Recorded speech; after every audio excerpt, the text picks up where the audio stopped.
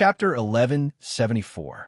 Cheng Jing lowered his eyelids slightly and said solemnly, "My lord previously sent old Lieutenant Yuan to attack the grain supply line in Hu County. Although he succeeded in burning the enemy's 50,000 don of grain, he also alerted the enemy. How could she let his guard down? Now that we're using the same trick again, I'm afraid the effect will be minimal." With regards to Su Bei's request, Cheng Jing didn't think highly of it. Su Bei and Jiang Pengji's battle at Sichuan Plain had indeed attracted the attention of most of the troops, but this didn't mean that Huang Song could easily infiltrate the enemy's rear without any risk. The long-distance march was secondary. They were afraid that Jiang Pengji would react quickly and cut off Huang Song's main force's retreat. Hu County was a major grain-producing county. It was also the main supply channel for Jiang Pengji's army. How could it be unguarded? It was true that Huang Song and Su Bei had formed an alliance, but they wouldn't go so far as to put themselves in a perilous situation for an ally. This seemed like an easy job, but in reality, it was hard work without any benefits.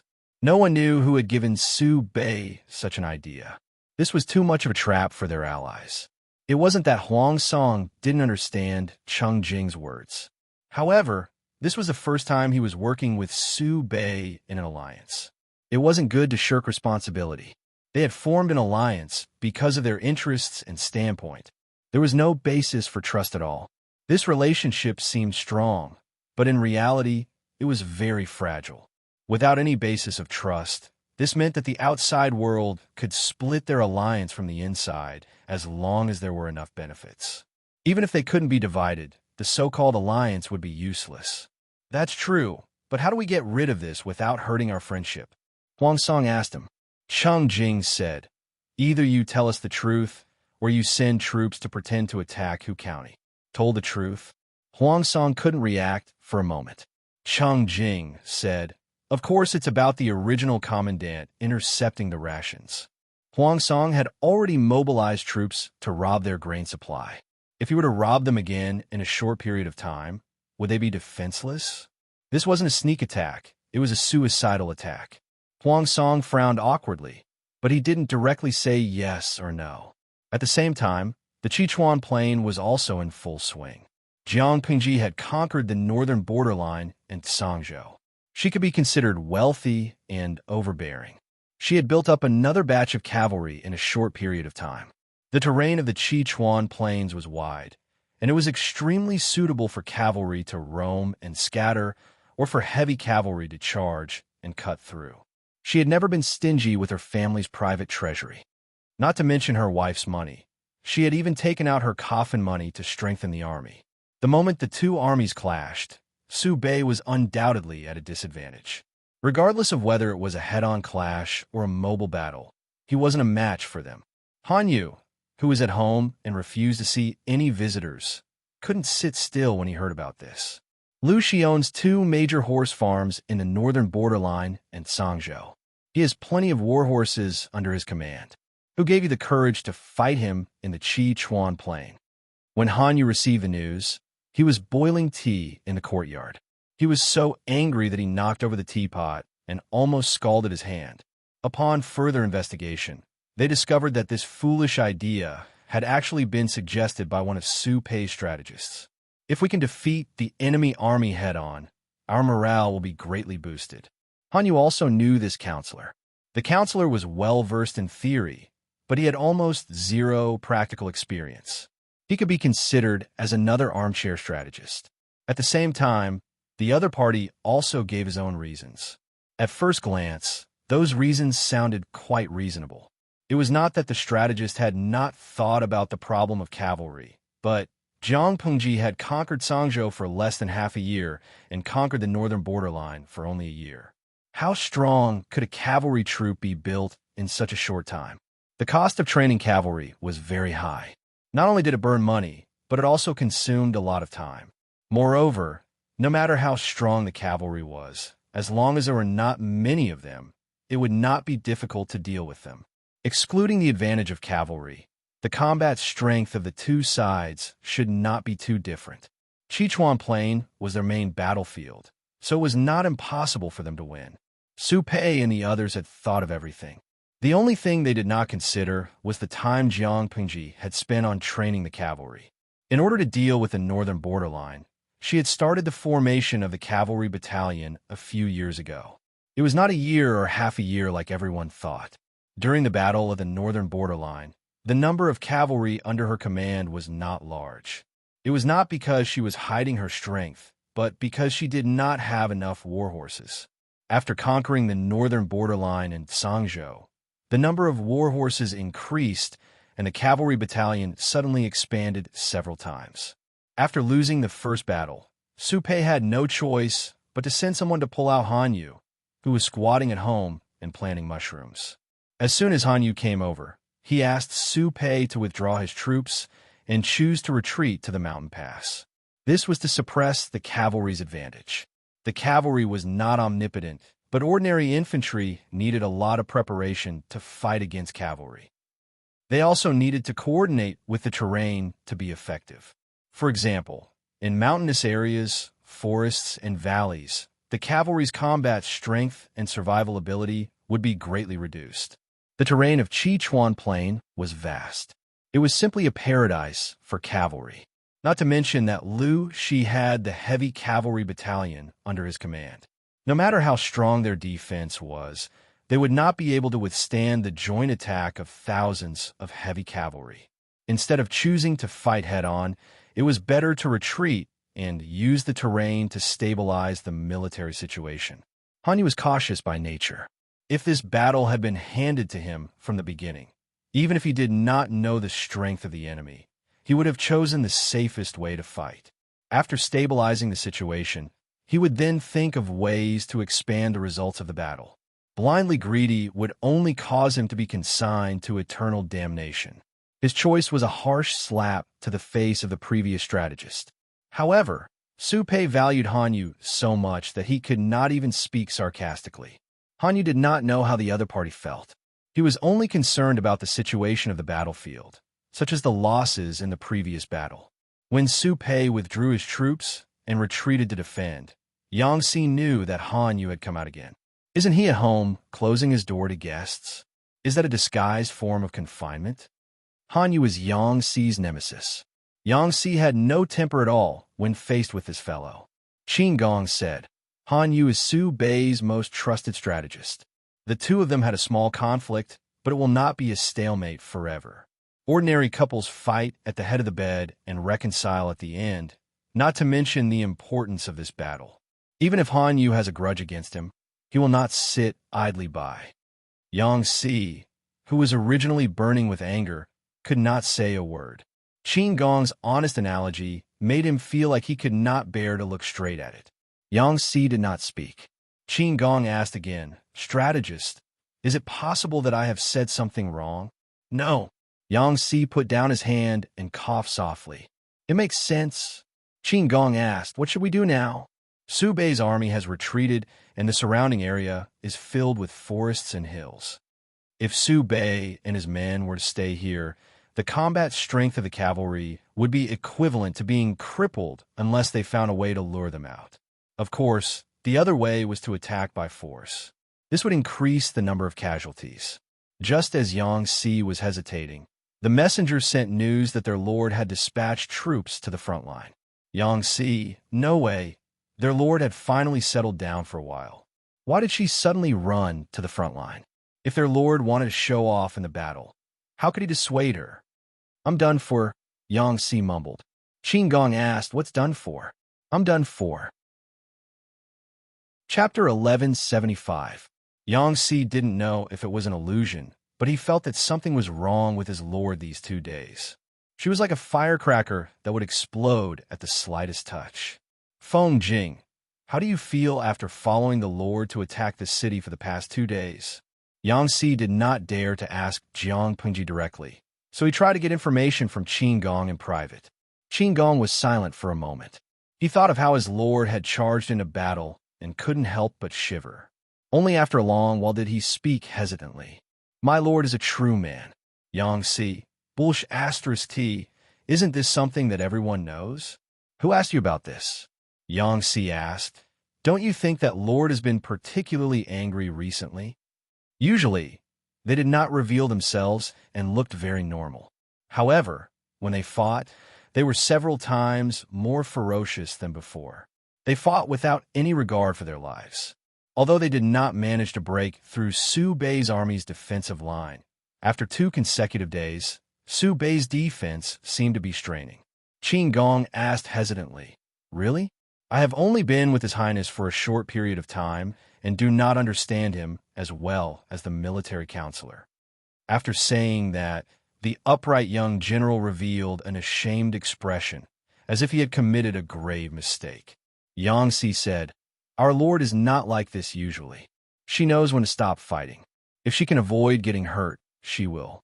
Unlike now, Qin Gong, it turned out that in the eyes of his military counselor Yang, the lord's arm being scratched by a stray arrow was also considered an injury. It was really just a scratch on the arm. He had seen it before. The wound was as long as a pinky finger. It was shallow, and only the skin was scratched. Yangtze's worries were not unreasonable. Jiang Pengji, indeed, vented her negative emotions through the war. She had killed to her heart's content, but it was a pity for those who had died under her blade. None of them had a complete corpse.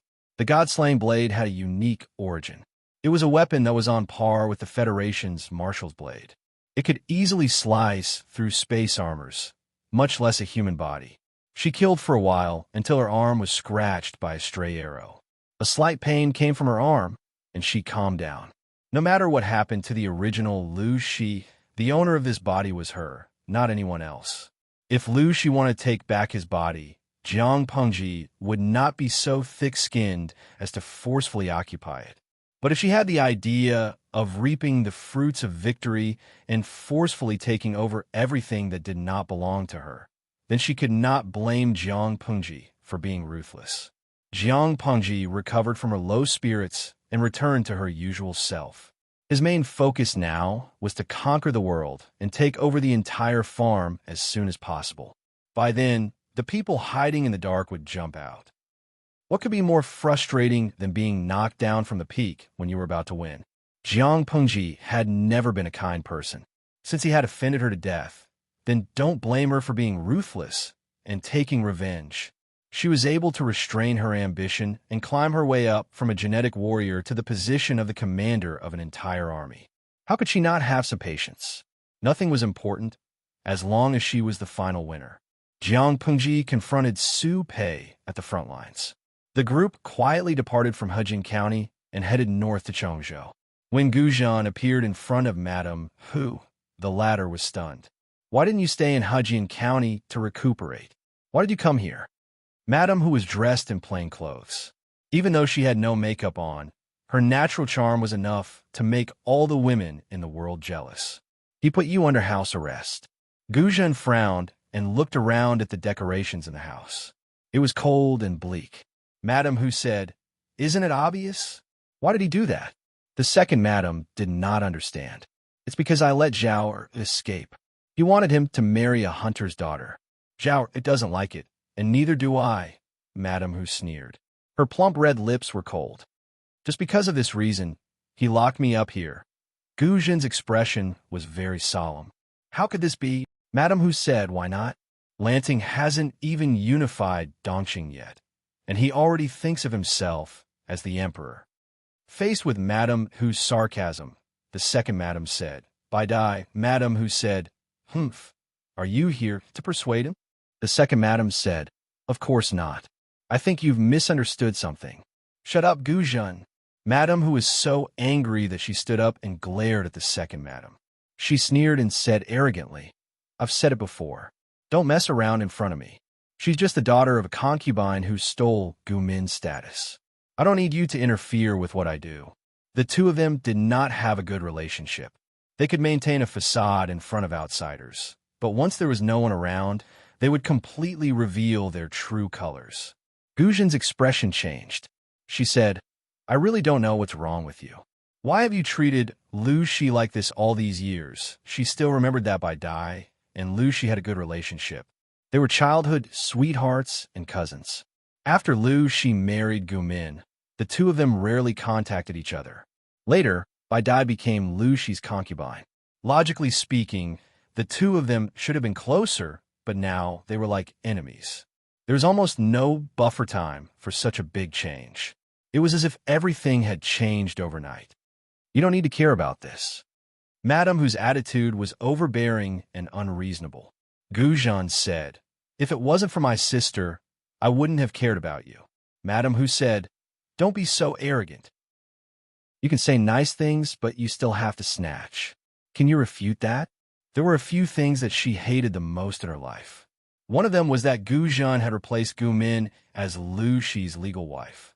Although Lu Shi was not a good person, only Gu Min was worthy of the position of legal wife. Goujon did not want to be entangled with Madame Hu on this issue. The two of them had argued over this issue more than 100 times. Goujon said, I know your temperament. There must be a reason why your attitude towards Lu Shi changed so much. I asked you before, but you always refused to tell me. Now that your relationship with Lu Shi is so strained, are you still going to hide it from me? Does this have anything to do with my sister? Madame, who said, if I said that Gu Min did not die of illness, but was strangled by Lu Shi with a white silk, would you believe me? Goujon's eyes widened and her mind went blank when she suddenly tossed out a huge bomb. Bai Dai, what did Bai Dai say? Are you kidding me? How could brother-in-law use a white silk too? This was simply the biggest joke in the world. Why not? I saw it with my own eyes. Although I didn't see the person, I saw the shadow through the door and window. It was indeed Lu Shi who strangled her with a white silk. Goujon finally revealed the secret that she had suppressed for more than 10 years. The next day, Lu Shi pretended that nothing had happened. He even pretended to show such a disgusting expression, as if he was really in love with Gu Min Bulsh *T. It was all fake. Goujon really wanted to say something, but the door outside suddenly opened. The two of them heard the movement and turned their heads in unison. They saw a middle-aged man in a scholar's robe standing at the door. Chapter 1176. Lu Shi's appearance was too sudden. The atmosphere suddenly dropped to a freezing point. Both Bai Dai and Xiao Chun felt a sense of fear and helplessness from the bottom of their hearts. However, Bai Dai quickly calmed down.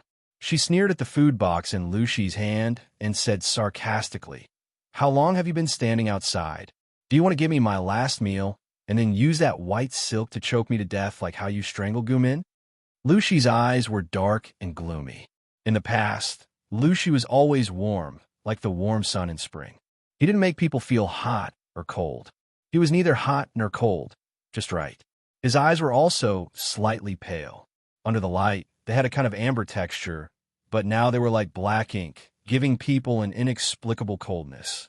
Uncharacteristically, Lu Shi didn't speak. Instead, he stared coldly at Bai Dai. Goujon, who was standing beside him, calmed down. Fear grew in her heart. Is what Bai Dai said true? Goujon suppressed the urge to shake her hands and stared at Lu Shi's expression. Sister, did you really strangle her with a piece of white silk? Why did you do that? What reason do you have to do that? Lu Zhongqing, say something. After a while, Lu Shi stepped into the room and raised his right hand to put the food box on the table. His tone was flat as he spoke to Bai Dai. You're possessed. I saw it with my own eyes. You're saying I'm possessed. Lu Shi, if you're a man, just admit it. Why are you denying it? Since they had already fallen out, Bai Dai didn't want to pretend anymore. God knew how hard it had been for her all these years. Every time she saw Lu Shi's affectionate face, she wanted to scratch him. Don't you know what happens to a person's body if they were strangled with white silk? Lu Shi's reaction was very calm. He could even rationally point out the loopholes in Madame Hu's words. You should know what happens to Gu Min's body. There are no traces of her being strangled with white silk. Gu Min and I loved each other very much. She just gave birth to a child for me. What reason do I have to kill my wife? Bai Dai was furious. The second madam saw Lu Shi's reaction and took a few steps back in fear. Lu Shi refuted the fact that he had killed his wife, but his reaction proved that he was right. Think about it. If Lu Shi really loved Gu Min to the core, how could he be so calm when he suddenly found out about this absurd thing? Goujon did not dare to accept this fact, but Bai Dai was so angry that she raised her hand and slapped her. Lu Shi, You're the most disgusting person I have ever met in my life. The expected sound didn't come. Instead, her wrist was accurately grabbed by Lu Shi like an iron clamp. Lu Shi didn't use much strength, but Bai Dai screamed in pain and almost fainted. Her wrist was almost crushed. I didn't kill him, Min. If you keep spouting nonsense, I'm afraid I'll have to resort to some extreme measures. Lu Shi raised his hand and flung her wrist away. Then, he stood up gracefully and prepared to leave. Lu Zhongqing, when you ignored her pleas for mercy and personally strangled her, were you happy? Lu Shi's silhouette froze. He turned his head to look at Bai Dai and said, I didn't kill on Min. She died of illness. You have to remember that. Gu Jin shuddered involuntarily. She still couldn't accept what was happening in front of her. Bai Dai sneered, if you don't want people to know, then don't do it. You might be able to fool a 3-year-old, but do you think I'm blind? Let's not talk about a Min first. Why did you let Zhao marry a hunter's daughter from nowhere? What are you thinking? Lu Shi said, her father once saved on Min's life. What's wrong with letting Zhao marry his daughter and take care of her for the rest of her life? Bai Dai said, Lu Zhongqing, that is on Min's only surviving son. How could you humiliate him like this? You wanted to treat him as a bastard son and treat him like a bastard son. I agreed, but I didn't dare to get close to him. Now you want to ruin the rest of his life. Lu Shi said, I did it for his own good. Bai Dai sneered, for his own good? You did it for his own good. Your solution was to make him a lowly bastard son. Now he's being suppressed by a lonely soul of unknown origin. Lu Shi is your daughter. You know that the so-called 2 souls in 1 body are fake, but you can still accept a lonely soul without any grudge. Don't you feel sorry for your daughter? What she really wanted to ask was whether Lu Shi was still human. Lu Shi said, one day, you will understand. I don't understand. I only believe the truth that I see for myself. You killed your wife and Gu Min. You abandoned your daughter and let the evildoer take over her body and get away with it. You made the honorable son of Lu Shi a bastard and raised him to be useless. Lu Zhongqing, what are your intentions? Bai Dai's words were full of blood, but Lu Shi didn't seem to hear it. I told you, you don't understand. You devil. Bai Dai had a bad temper. She had always been unmoved by force or persuasion. Lu Shi's words didn't work at all. Instead, it triggered the resistance that she had suppressed for many years. She covered her rapidly red and swollen wrist and said angrily, Lu Shi, who was as beautiful as the moon, died a long time ago. Where did you come from, evildoer? You caused the death of Gu Min's family. Are you still not satisfied? Yes. Lu Shi was the evildoer. Bai Dai's chest rose and fell violently. Her emotions were completely out of control. If the second madam hadn't come back to her senses and stopped her, she would have pounced on Lu Shi. You too. Lu Shi finally turned around and looked at the two of them. His eyes were still cold. Let me calm down. After saying that, Lu Shi left without looking back. His footsteps sounded as if he was fleeing for his life. Let me go. After Lu Shi left, Bai Dai finally lost her temper and pushed the second madam aside. Do you want to die? The second madam stopped her. If you continue to provoke him, he might really kill you. He's not a man if he doesn't kill me. I don't expect him to spare my life if he dares to kill his beloved wife. Bai Dai was still emotional, but the second madam refused to let her go. The two of them could only stand there in a stalemate. What was Lu Shi doing at that moment? He staggered back to his study and slammed the door. He fell to the ground as if he had used up all his strength. His forehead was covered in sweat. As time passed, he curled up into a ball. The veins on his forehead bulged. It was terrifying. Do you really think you're Lu Shi? I'm not satisfied with your performance today. Lu Shi's eyes were closed. He breathed hot air through his nose and mouth as if he had fallen asleep. How did Gu Min die? Correct your position and identity. You have no right to question me like this. I'll ask you again. How did Gu Min die? Because of Lu Shi's resistance, the voice in his head was silent for a while before it spoke again. I said she was an outsider. She was destined to be rejected by the plane's consciousness and return to her own world. Bai Dai said you strangled her with my body. Chapter 1177. Lu Shi clenched his fists. He bit his pale lips so hard that they started to bleed. The voice was refuting his explanation, but Lu Shi knew that what Bai Dai said was mostly true. You wanted to kill Bai Dai. If I didn't stop you, they would have been strangled by you. Lu Shi looked calm and said indifferently, if there was no inside story behind Min's death, why did you try to kill her? Why? The voice in his head didn't respond. Lu Shi said to himself, she was just an ordinary person. Gu Zhen and the others couldn't accept the truth, and neither could Lu Shi. If the truth was wrong from the beginning, then wouldn't his years of planning be a joke? Bai Dai's questions rang in Lu Shi's ears. His mind was shaken, and he almost choked. An ordinary person? If she was an ordinary person, she wouldn't have the ability to seduce you and me. You disappoint me. You and I are one, and we're complete when we are together. Now you want to be independent because of an ordinary woman.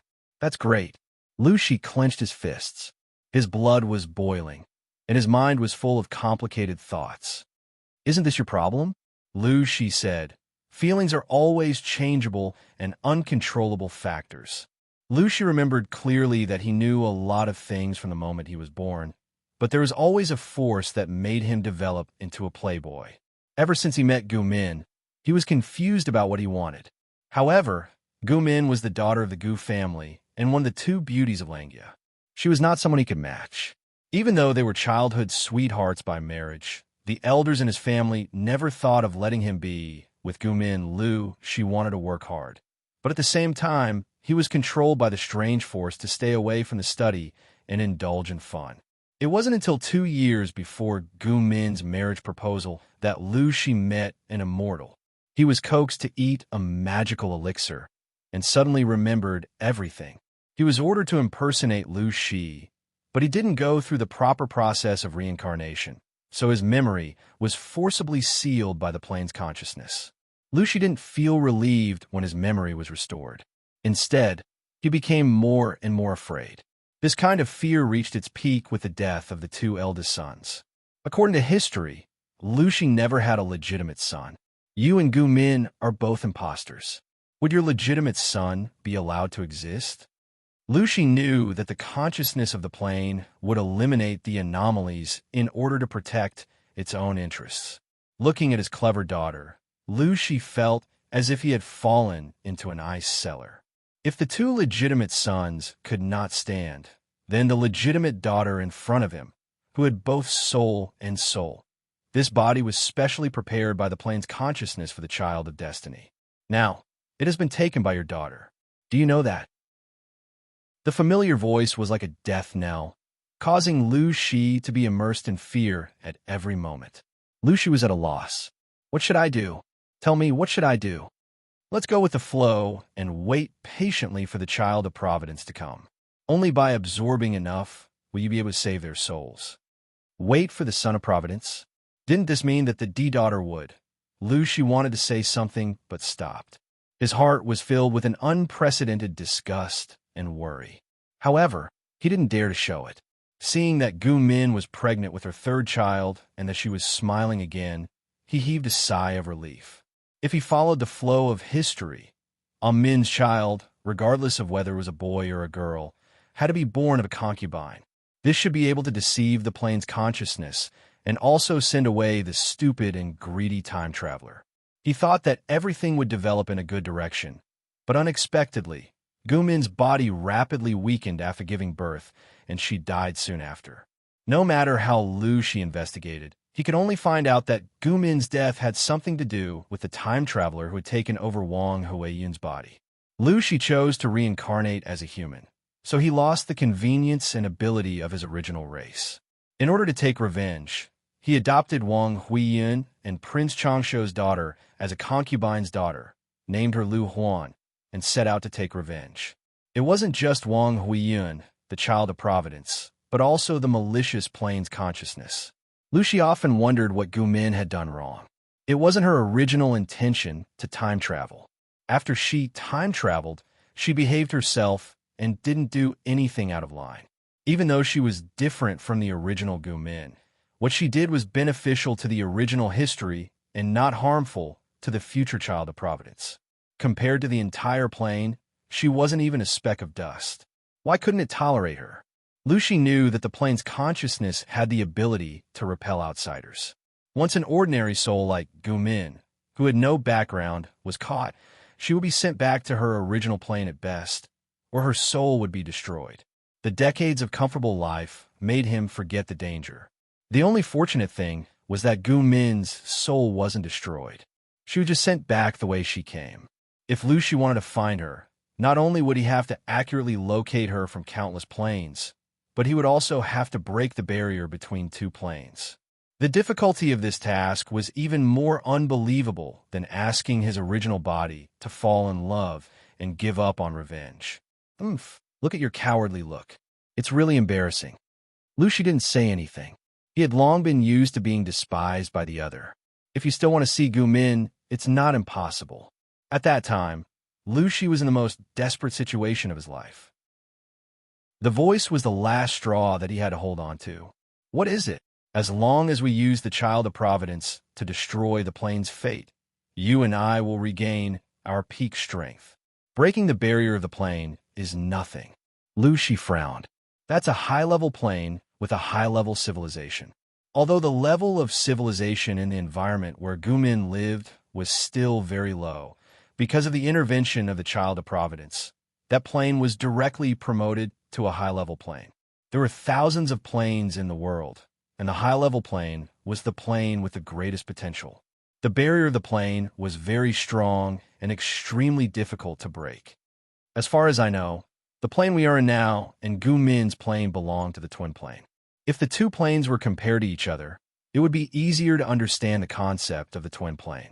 Simply put, that plane had the potential to be promoted to a high-level plane, and now this plane also had the potential to be promoted.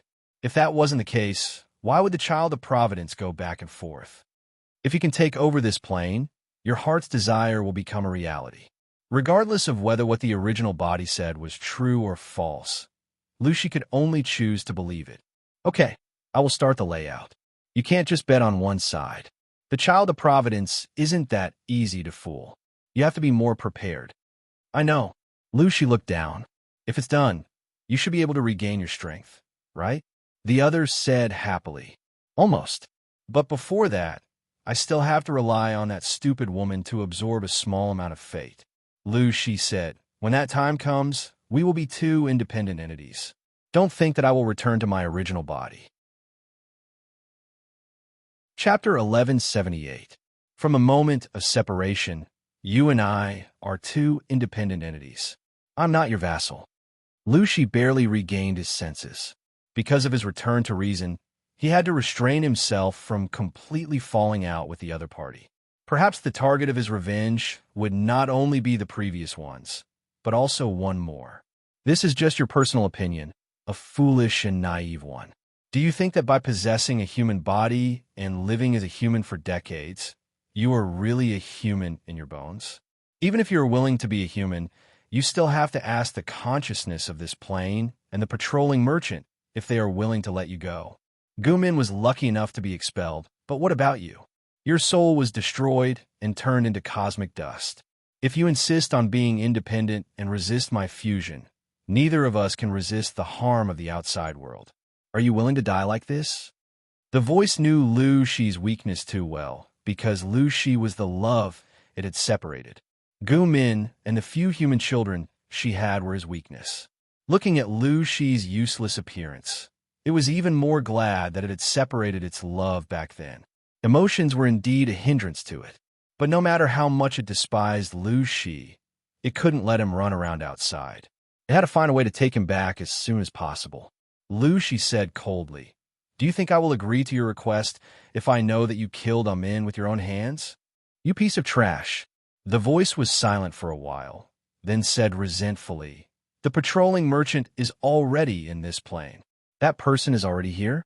Lucy's eyes widened in shock. Why isn't he? The main system hid very well. As a part of it, Lucy didn't know the exact location of the other party's hiding place. It was normal that the patrolling merchant couldn't find the main system, but Lucy had transformed into a human and lost his special ability, so there was nowhere to hide. The main system was silent for a while, as if there was a problem with the circuit, and the communication wasn't very sensitive. Who knows what these old foxes want to do? You don't have to think that you're lucky. They haven't done anything to you now because you're the father of the son of destiny. This identity is connected to the karma of the son of destiny. That guy can't do anything to you. No matter what the reason is, he won't let us go. If you want to live, the only way out is to merge with me again and restore your strength. Before it was sliced up and separated from itself, the main system was in a heavily injured state, and its strength could not compare to when it was at its peak. It had spent more than 2,000 years traveling to hundreds of low-level planes, tricking those stupid and greedy women into working for it under the guise of the system and the Goldfinger. In total, it had seized the luck of the dragon veins of more than 200 low-level planes. Unfortunately, it was unknown whether it was because it had done too many immoral things in the previous half of its life or something else, but it was always not favored by the heavenly Tao, and its luck was always a little bad. Every time he regained a certain level of strength, he would always run into a nemesis that could restrain him. It would either be a planar patrolling merchant who happened to travel to that plane, or that disgusting master-disciple couple. Bah, he would never admit defeat so easily. If it weren't for the fact that he was cunning enough to make sufficient preparations to escape every time, he wouldn't have been able to cut off his tail to survive every time. He had escaped from death time and time again, and would have been caught and hammered to death long ago. The main system had done some careful calculations. Right now, this plane was a high-level reserve with high potential. It had a majestic destiny. If it could gather the destiny of the son of destiny and destroy the foundation of the entire plane, it would be able to absorb enough energy, enough to restore it to its peak state. Unfortunately, its luck was as bad as ever.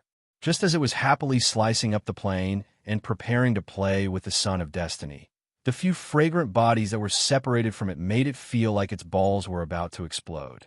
The one that followed the female protagonist, Wang Huiyun, was not bad, and it had transferred a lot of energy to it for more than 20 years. The one that followed Jiang Pingji was simply pretending to be dead.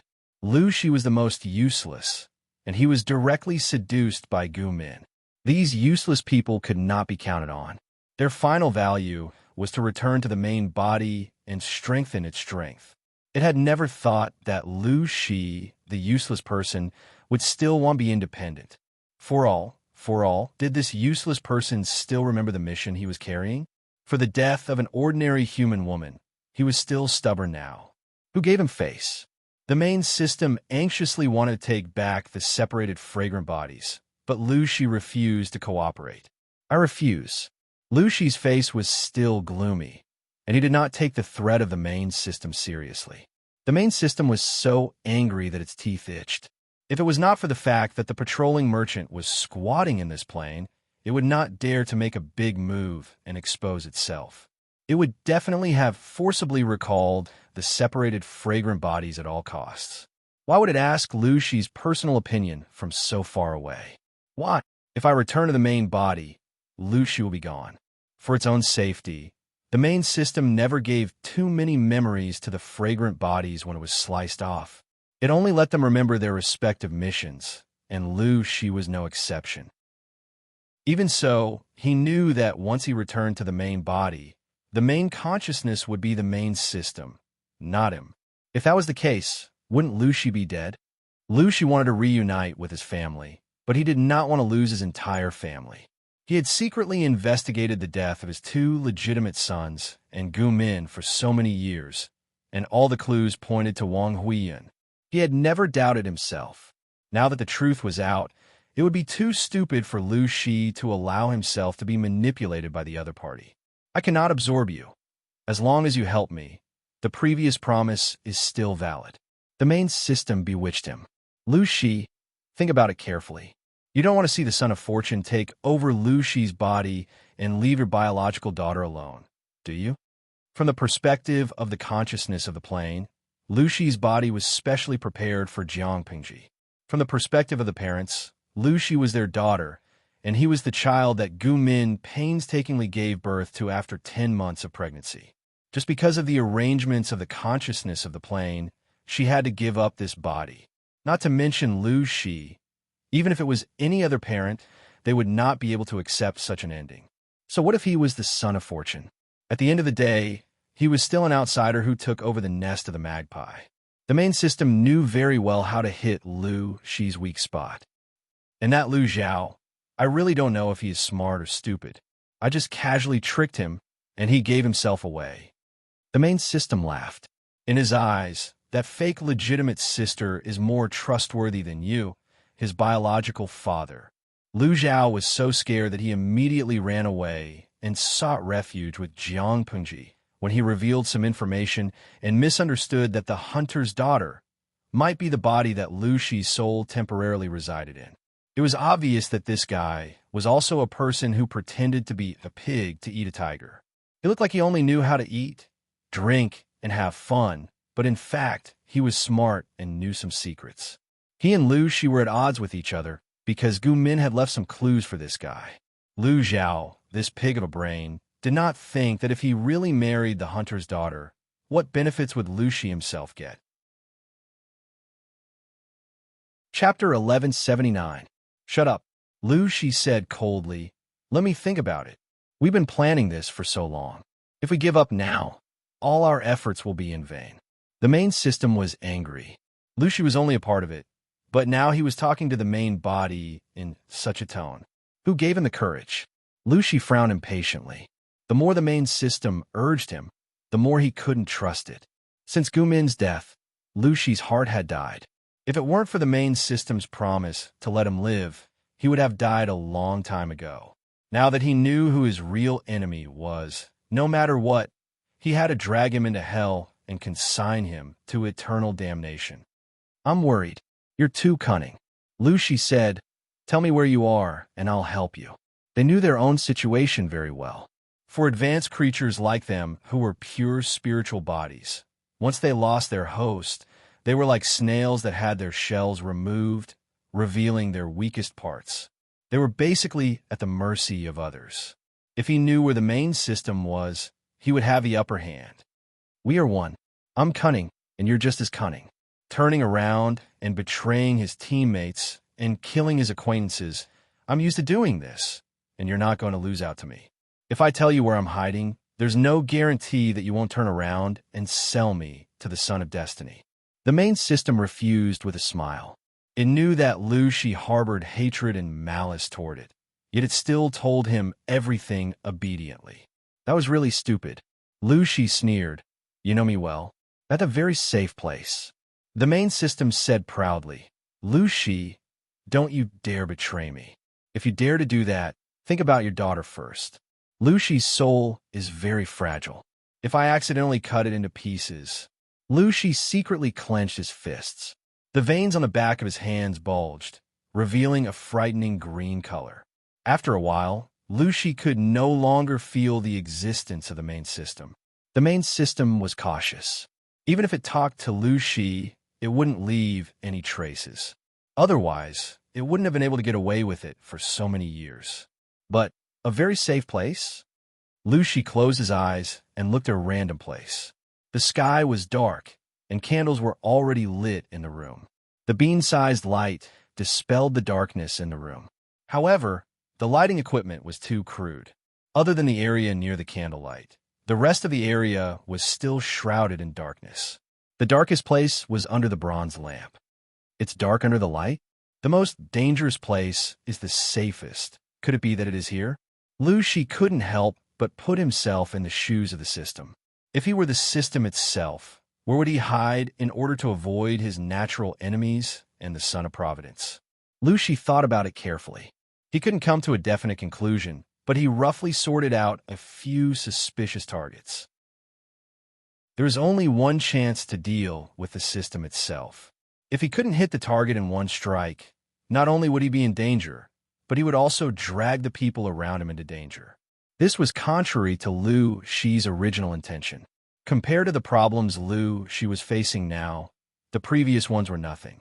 In order to retaliate against the system, Lu Shi had to have enough power, but he was only a part of the system. He was still trapped in the human body and had lost his special ability. Rashly clashing with the main body was tantamount to striking a rock with an egg, unless, Lu Shi sat in his seat, his cold, black eyes flashing with a complicated light of calculation. Killing with a borrowed knife. The system itself wasn't invincible. There were plenty of people who could deal with it. Didn't it say that the patrolling merchants were in this dimension? As long as they hadn't left, everything would be easy to handle. Of course, with Lu Shi's current identity, running to the merchants would be sending himself to die. But if he didn't do that, there seemed to be no other way. An unseen storm was brewing in Chengzhou. The battle between Jiang Pengji and Su Bei had also reached its climax. What subsystem, what main system? Jiang Pengji knew. Even if she didn't have the god-slaying sword in her hands, the system, which had been sliced up countless times, was destined to be pressed to the floor by her. She swore that she would use the system's petite body to wipe every single tile on the floor until it was clean and shiny. Her line of sight shifted from Chengzhou to the front lines. Jiang Pengji led the main force to attack Su Bei's main force. Qiguan Rang guarded the rear supply line, causing the enemy to return empty-handed several times.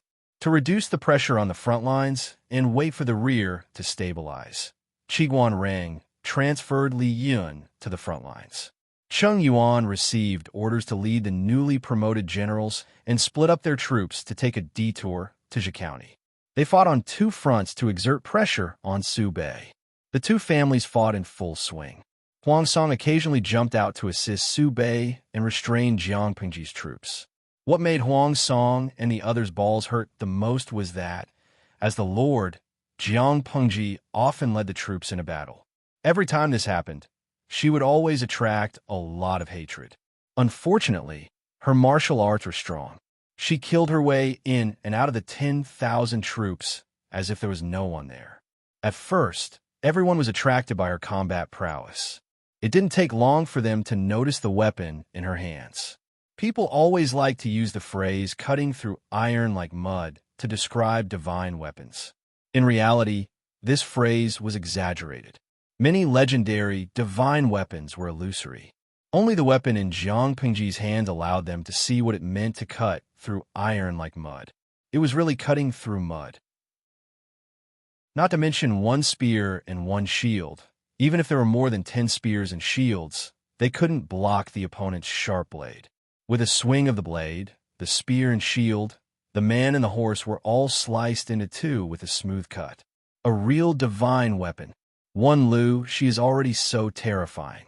With a divine weapon in her hands, she's like a tiger that has grown wings. Although one person's bravery in battle couldn't affect the outcome of the battle, who asked Jiang Pengji to be the enemy's vassal. The vassal personally entered the battlefield to fight.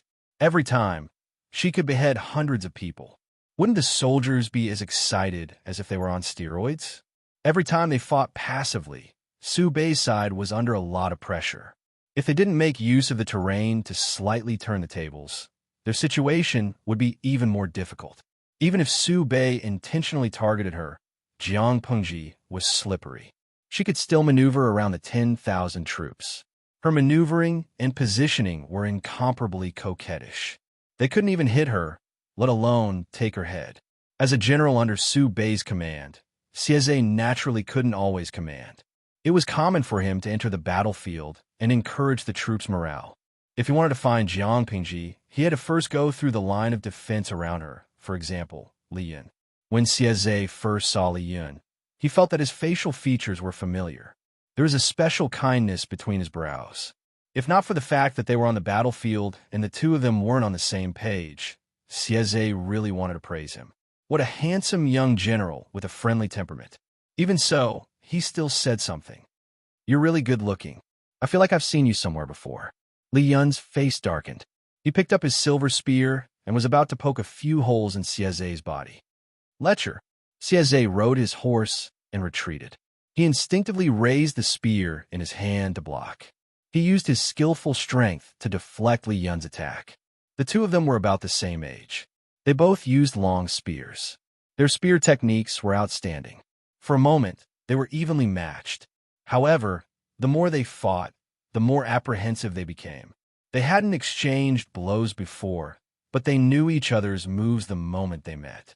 They were able to counter each other's moves. Just as he was about to vent his anger, the troops at the back retreated. Sieze could only give up. Chapter 1180. Captain Xie, do you have something on your mind? Sieze seemed to have something on his mind after he came back from the battlefield. His eyebrows were almost twisted into a knot, and he was very worried. Hanyu was sensitive enough to notice this, so he asked quietly. Sieze came back to his senses and subconsciously raised his vigilance. When he realized it was Hanyu who asked him, he finally let go of his guard. Military advisor Han. He didn't want to answer, but since it was Hanyu, he could confide in him. After all, he trusted Hanyu. It's nothing. It's just that the soldier with the silver spear that I met today, I always felt that he looked familiar. More importantly, the spear technique he used seemed to be the unique technique of the Xie family. The spear technique of the Xie family is not taught to outsiders except for the direct male descendants.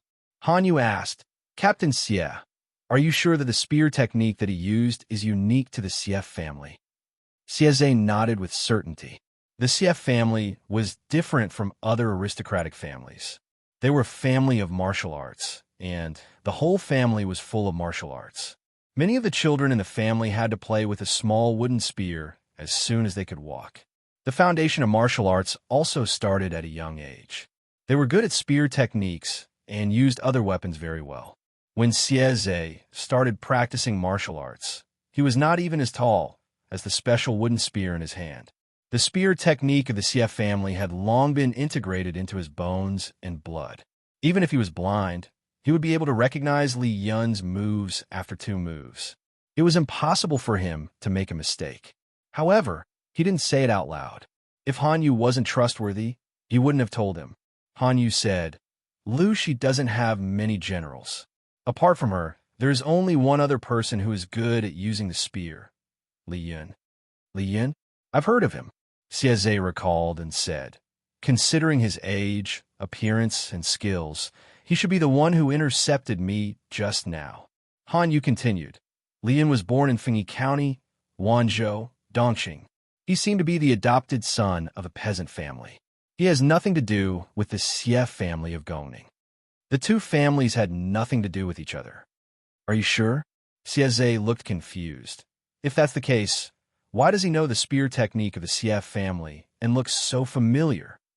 Ever since the incident with eldest uncle Xie Qian, the Xie family had been quiet. The disciples of the Xie family would not leave Yangning County easily.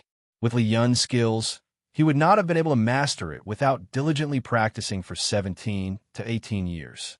In other words, if there was a disciple of the Xie clan teaching him, then it would definitely be a direct descendant disciple that stayed outside for a long period of time and rarely returned to the clan. Sieze went through all the relatives in his mind, but he couldn't find anyone who fit the criteria. Sigh, if there is no war, perhaps I could go up to him and ask who his teacher is. As a descendant of the Xie clan, he had to ask about it, or else it would be hard to explain to the clan. Hanyu said, maybe there will be a chance in the future. Sieze could only agree absent-mindedly. At the same time, Li Yun looked as if he had just suffered a stroke. He gulped down a large bowl of water, and only then did he manage to suppress the raging fire in his chest. What a lecher, Li Yun said angrily. How could that person be my cousin? Compared to Sieze's confusion, Li Yun knew the relationship between the 2. Before he met Sieze, he had a good impression of the Xie clan, but now it was like he had swallowed a fly. Was that Sieze an adorable fool? On the battlefield, knives and swords had no eyes. He dared to tease him. Li Yun regretted not poking holes in his opponent's eyes. No, I think he used his actions to prove the blood relationship between the 2 of you. Jiang Pengji's eyes were bloodshot, and she didn't pay attention to anything else. But she still had the audience in the streaming room. The salted fishes had already told her about what had just happened. She had to admit that if they weren't family, they wouldn't enter the same house. These 2 were really interesting. Whether it was Sieze's, "You look so good. I seem to have seen you somewhere before," or Li Yun's, "My lord is such an imposing man, yet you dress up as a woman. I'm not as good as you." They were both naturally adorable. Could it be that this thing was passed down from their ancestors? As they spoke, the military doctor came in with a medical box. General, please take off your clothes and examine your injuries. Jiang Pengji wanted to leave. After all, the group of salted fishes in the streaming room were already salivating for Li Yun to take off his clothes. If she didn't leave, she could guarantee that the group of salted fishes would lick through the screen. As the Lord, she had the obligation to protect the integrity of her subordinates. My lord, do you need me to contact him? Li Yun didn't understand Jiang Pengji's pity for him. Instead, he called out to her. Jiang Pengji had no choice but to stop and turn a look at Li Yun. The lad threw his empty water pouch aside and lifted his hand to untie his heavy blood-stained armor, revealing his blood-stained shirt. It looked scary, but most of the blood belonged to someone else. Li Yun had only suffered some superficial wounds. His muscles and bones weren't hurt. Contact Xieze. For what? Jiang Pengji was stunned. Li Yun said, to instigate his rebellion, just like military advisor Meng Heng and Nia Sun.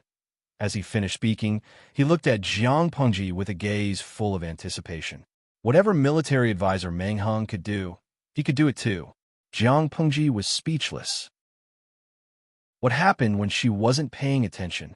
Why did Li Yun learn to be evil without a teacher? Your situations are different. You can't be mentioned in the same breath. Moreover, you and Xieze aren't friends. It's true that you are cousins, but Xie Qian has been expelled from the Xie family. It's still a question whether he recognizes you. Xieze is Su Bei's brother-in-law. In terms of relationship, Su Bei is naturally closer. How are you going to instigate his rebellion? Jiang Pengji laughed involuntarily. It's not that I don't believe you. It's just that your temperament is so upright. This kind of work that requires mental and physical energy isn't suitable for you. Don't let yourself be used by others before you can instigate others to rebel. Li Yun frowned. My lord isn't like Su Bei. How can you be so easily deceived? Jiang Pengji laughed involuntarily. Li Yun's main point was really confusing. The idle spectators licked Li Yun's upper body while feeling resentful that he didn't live up to their expectations. Lao Cg Lieming, silly boy, the streamer is mocking you for being simple-minded. Why are you so stubborn? Every time they saw the streamer teasing the little angel Li Yun's mother fans and mill powder fans were worried sick. How could Li Yun not know? However, he knew that his lord had a generous personality. Otherwise, she wouldn't joke around with her subordinates. He could clearly distinguish whether the meaning of her words was malicious mockery or a kind joke. Jiang Pengji laughed. Of course I'm not Su Bei. As they spoke, Jiang Nongqin said that she had something important to discuss with her. What is it? Jiang Pengji asked. Jiang Nongqin's expression was solemn as she said, We don't have enough sutures for the wounded soldiers. We also urgently lack medicine and pure water to treat wounds. During a war, there weren't many soldiers who died on the spot. Most of them died because they couldn't receive medical treatment after the battle. Therefore, the medical logistics was especially important. Once medical treatment was in place, the number of deaths would be greatly reduced. Jiang Pengji had already formed a relatively complete medical logistics team. The death rate had reached new lows. In a sense, the importance of medical logistics was comparable to the importance of military provisions. Nothing has been sent over from Hu County. Jiang Pengji frowned. Jiang Nongqin said, It hasn't been sent over. I'm worried that the transportation line has been disrupted again. Chapter 1181. Jiang Pengji said, The lives of the soldiers are more important. If you have no choice, use boiled water instead of pure water. In ancient times, medical technology was simple and crude. People were ignorant and backward.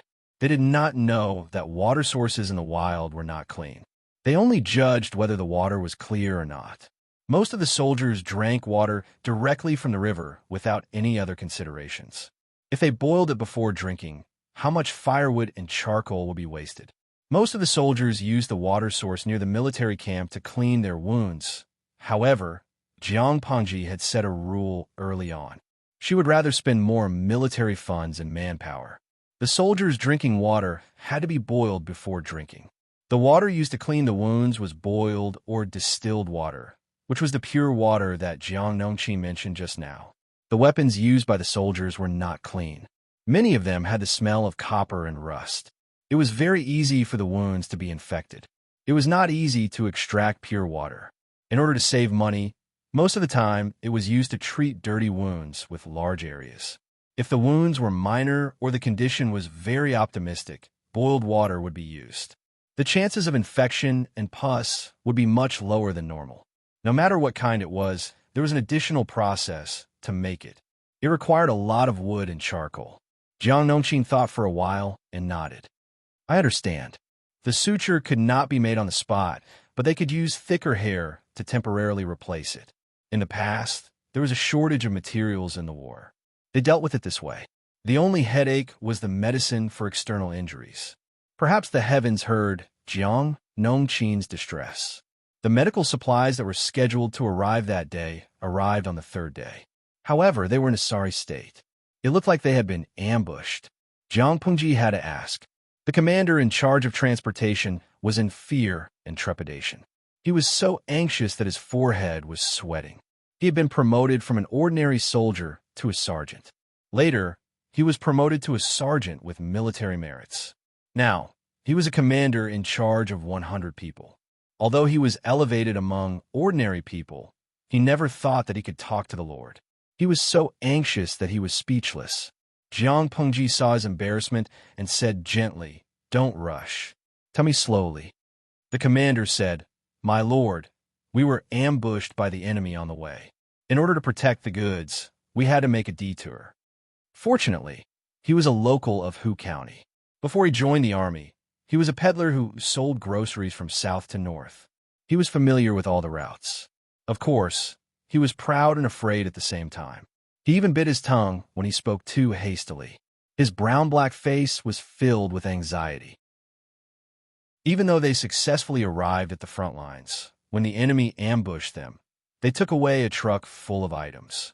There were 2 boxes with a total of 200 rolls of suture thread, 1 box of anesthetics for external injuries, and 2 boxes of pure water in large glass bottles.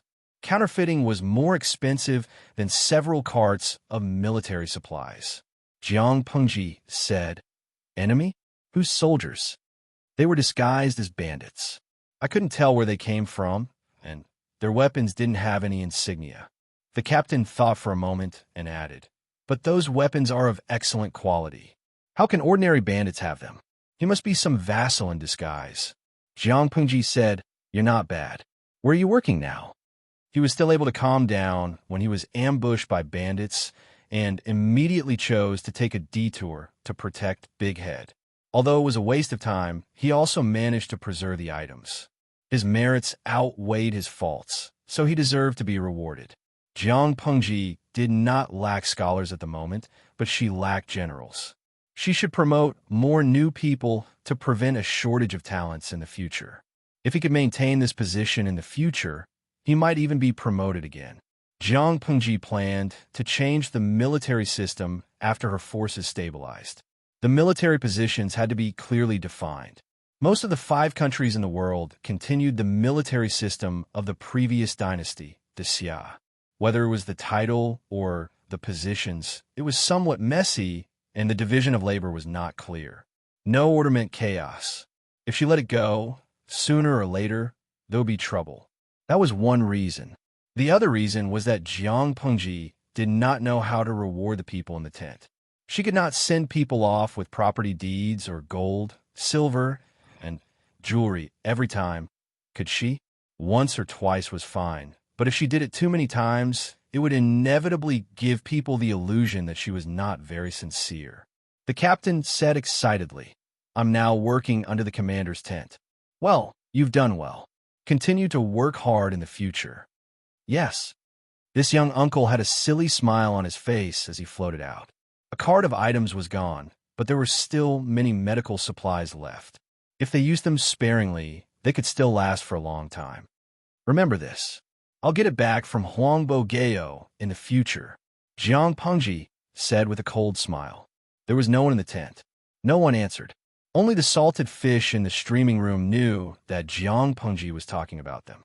As the streamer's temporary secretary, the salted fish puffed out their chests proudly. The red scars around their necks seemed to be brighter. On the other side, the group of bandits transported the items away. It's a pity that we don't have enough people. Otherwise, we could definitely take down those 100 people. There were only 200 people in the transportation team. Even a fool would know that the items they were escorting would not be too precious. But when they opened the box, everyone was dumbfounded. A woman's sewing thread? They picked up a carefully wrapped item and opened it to see that it was a roll of thin thread. It doesn't look like it. Because of their limited skills, the raw materials for the suture thread were catgut, tendon thread, or silk. At first glance, it looked a little like coarse embroidery thread. Look at how neatly and tidily these things are packed. There should be some special use for them, right? If the suture thread confused them, then the distilled water in the large glass bottle made them even more speechless. Could it be a medicine for harming people? Their noses moved closer to sniff, but they did not smell any strange odor. In the end, they could only put the items back in their original places and send them all the way to Huang Song. Just as Jiang Pengji had expected, the person who robbed and harassed the transportation line on a small scale was indeed Huang Song. He had suffered losses in the past. This time, he did not dare to send a large number of troops. Instead, he used the suggestion of his advisor to break up the whole army and use guerrilla tactics. In this way, he could confuse Qiguan Rang's eyes and ears, and at the same time, he could find out more information about Hu County. If they encountered a big fish, they could try to attack. Huang Song used shameless and shameless tactics, and Qiguan Rang's side really suffered a few losses. Fortunately, the losses were not great. Otherwise, Qiguan Rang would really explode. These, according to the report of the spy we planted, they seem to be used by the military doctors in Lu Shi's casualty camp to treat the wounded. Cheng Jing had been to Wanzhou before, so he more or less knew something about it. It should be medical supplies. It's a pity Jiang Pengji ran the army strictly. It was not easy to plan informants and spies. After a long time, they would always be found out. Even so, Huang Song received a lot of information, but most of it was about the army's grassroots. It was rarely useful. With these informants, Huang Song knew that the casualties in Jiang Pengji's camp were always very low. They did not understand the knack of it. For a period of time, they thought that it was because the female soldiers were acting as medical soldiers that the number of casualties decreased. After careful investigation, they found out the real reason. They wanted to imitate it, but they had no way to do it. They could only explore it themselves, but the results were not as obvious as Jiang Pengji's.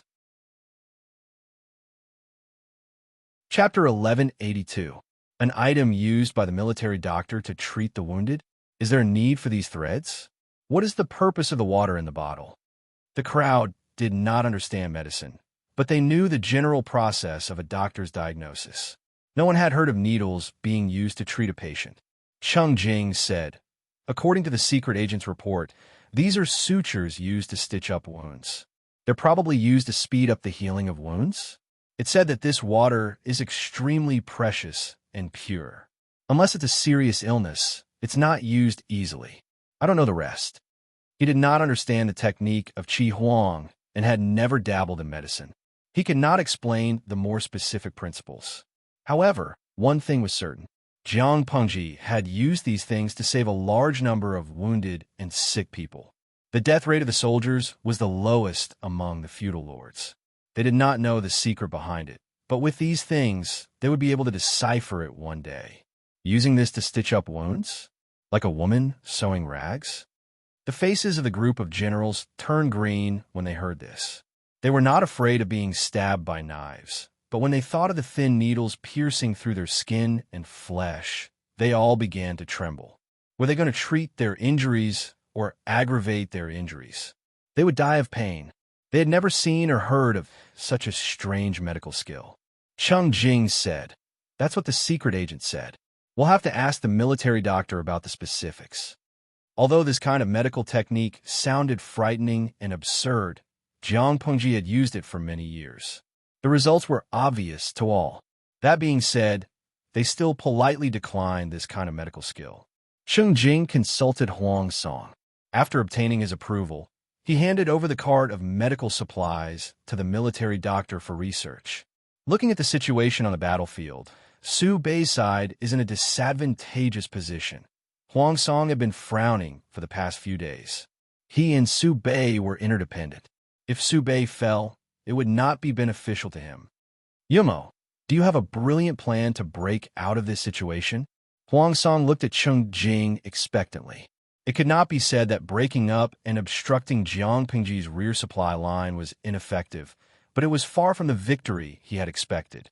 Local battles could still be useful, but when it came to the overall situation, such small skirmishes would have little impact. Cheng Jing had been thinking about this problem for the past few days. Now he had some ideas.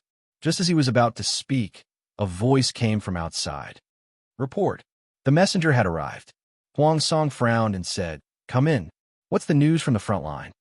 The messenger reported, My lord, Zhangzhou's Eastgate County has lost and fallen into the enemy's hands. Zhangzhou's Eastgate County. Huang Song couldn't react for a moment. After a while, he asked in astonishment, Isn't Dongmen County currently in Su Bei's hands? Cheng Jing said with certainty, Dongmen County is indeed in the hands of Duke Xinjiao. This area had been bitten off by Su Bei from Yang Tao's body. If not for Yang Tao's focus being on Nansheng, he would have smashed Yang Tao's brain. Huang Song asked, Who took over Dongmen County? Jiang Pengji ordered Cheng Yuan to lead the newly promoted generals to attack Shi County, but Shi County was not made of paper. So far, they had not achieved much. How did Cheng Yuan cross Shi County's line of defense to take half of Zhangzhou? It was evident that the person who conquered Zhangzhou was not Cheng Yuan. Who could it be? The messenger said, I heard that the flag has Yang written on it, so it should be Yang Tao. Yang Tao. Huang Song raised his brows, as if he hadn't thought of this possibility. When half of Zhangzhou was lost, Yang Tao didn't have much of a reaction. This matter had already passed, so why was he settling scores now? The three feudal vassals of Dongqing were already fighting in a mess. Why did Yang Tao interfere? Huang Song hadn't thought of the possibility that Yang Tao was Jiang Pengji's reinforcements, but Cheng Jing did. He told Huang Song about this conjecture, and the latter's expression became grave and solemn. After a while, he said, This seems like Lu Shi's style. He really doesn't want to be at a disadvantage. It wasn't that Jiang Pingji couldn't fight two people at once, but there was only benefit and no harm in getting another ally to share the firepower and pressure. Cheng Jing said, I can't be sure. This still depends on Yang Tao's next move. If he takes back half of Zhangzhou, he'll be satisfied. He should be taking advantage of the chaos to seek profits and specially send troops to take back his father's legacy. If he's not satisfied, he can send troops to cooperate with Cheng Yuan to attack Shi County. Needless to say, this was definitely not taking advantage of the chaos to gain benefits. It was clearly a premeditated military operation. Regardless of the possibility, Huang Song couldn't continue to play the supporting role. Almost at the same time, Su Bei also received the grievous news. With a loud bang, Su Bei slammed his palm on the table. His palm had turned red from the impact. Yang Tao, you're such a bully. The enemy was taking advantage of the situation. To Su Bei, it was like adding hail to snow. He had been restrained by Jiang Pengji's main forces in one area and had been sulking. The few times he went out to battle, he won more than he won.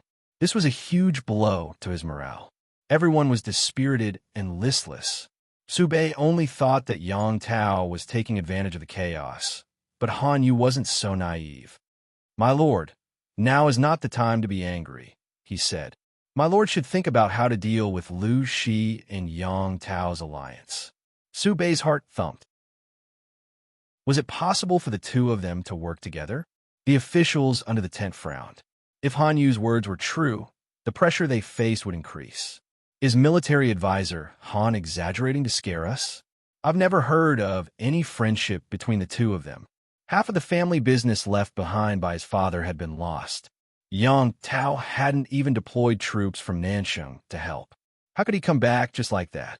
The officials under the tent didn't want Yang Tao to get involved. Han Yu said calmly, Since it's beneficial, why do we need to talk about friendship when it comes to forming an alliance? "My lord, why don't we send an envoy to probe and persuade them?" Chung Sun thought about it and chose a roundabout strategy. Yang Tao and Liu, she don't have a deep friendship. If they really form an alliance, it must be because of some benefits. If we can find out the reason, we can find the right solution. If Yang Tao got involved, it was hard to say whether Zhe County could be saved. Su Bei looked calm on the surface, but he was actually anxious. If Zhe County was lost, he wouldn't have the face to meet his ancestors. Han Yu didn't say a word, but he agreed with Chung Sun's suggestion. It would be best if they could break up their alliance without sacrificing a single soldier. But were things progressing so smoothly? Han Yu frowned deeply as he thought about the recent battle situation. Although Liu, she was usually impatient when it came to the battlefield, this woman's endurance was much stronger than he imagined. Han Yu tried to lure her into an ambush several times, but Jiang Pengji knew when to stop. She refused to fall into his trap. Han Yu had a vague feeling that Jiang Pengji had been holding back until now because she was waiting for news from Yang Tao in the south. Han Yu didn't guess everything correctly, but he was 80% right. Report. The enemy is shouting in formation outside the pass. The faint sound of a horn drifted into everyone's ears. Chapter 1183. Yang Tao's participation in the battle had poured a basin of hot oil on the originally calm situation. Huang Song and Su Bei were solemn and worried, while Jiang Pengji heaved a sigh of relief. With Yang Tao's help, taking down Zhe County shouldn't be a problem. Jiang Pengji had long ordered Chung Yuan to restrain the troops from Zhe County. The two sides had been in a stalemate for half a month. Yang Si smiled and said, "Even so, it's hard to say if Yang Tao changes his mind at the last minute." Jiang Pengji said, "Others might, but it's unlikely for Yang Tao." Yang Si said, "What if Su Bei voluntarily offers Zhao Xiao to appease Yang Tao's resentment in order to protect himself?" Half of Zhangzhou had been taken back. Killing Zhao Xiao would be Yang Tao's revenge for his father's murder. As long as Su Bei endured the pain and sacrificed some of his flesh to appease Yang Tao, he might be able to send Yang Tao away. Su Bei has a fatal strength. He's very shameless. Jiang Pengji sneered coldly. Zhao Xiao voluntarily surrendered to his aristocratic family. Even if he murdered Yang Jian, he didn't harm Su Bei's interests. If Su Bei pushes him out to be a scapegoat for his own interests, not to mention other things, Su Bei's good reputation of 20 to 30 years will be ruined. After this, which aristocratic family would dare to surrender to him? Su Bei was born into an aristocratic family. His ancestors had a high reputation. These were his political capital, but at the same time, they were his burden. There was a kind of burden called puffing oneself up at one's own cost. Su Bei knew that Zhao Xiao was a hot potato, but he wouldn't let Zhao Xiao be a scapegoat. Yang Si laughed. "My lord knows Duke Xin Zhao very well. The human heart is complicated, but he's a simple person." Jiang Pengji said, "There should be good news from Gong Liao's side." Jiang Pengji had high hopes for Chung Yuan, and he didn't let her down. Chung Yuan was also mischievous. For the past half a month, he'd been following the rules. He didn't make any mistakes, but he didn't have any bright spots either. He didn't give the enemy great pressure. He even gave them the false impression that their military strength wasn't strong. He pretended to be weak and took the opportunity to weaken the enemy's vigilance. If it were any other lord, Chung Yuan would have been dissatisfied if he hadn't made any progress for half a month. However, Jiang Pengji let him do it. In order to support Chung Yuan's plan, Jiang Pengji also asked Qin Gong, who was born in Zhe County, to lead troops and horses to Chung Yuan's side to support him.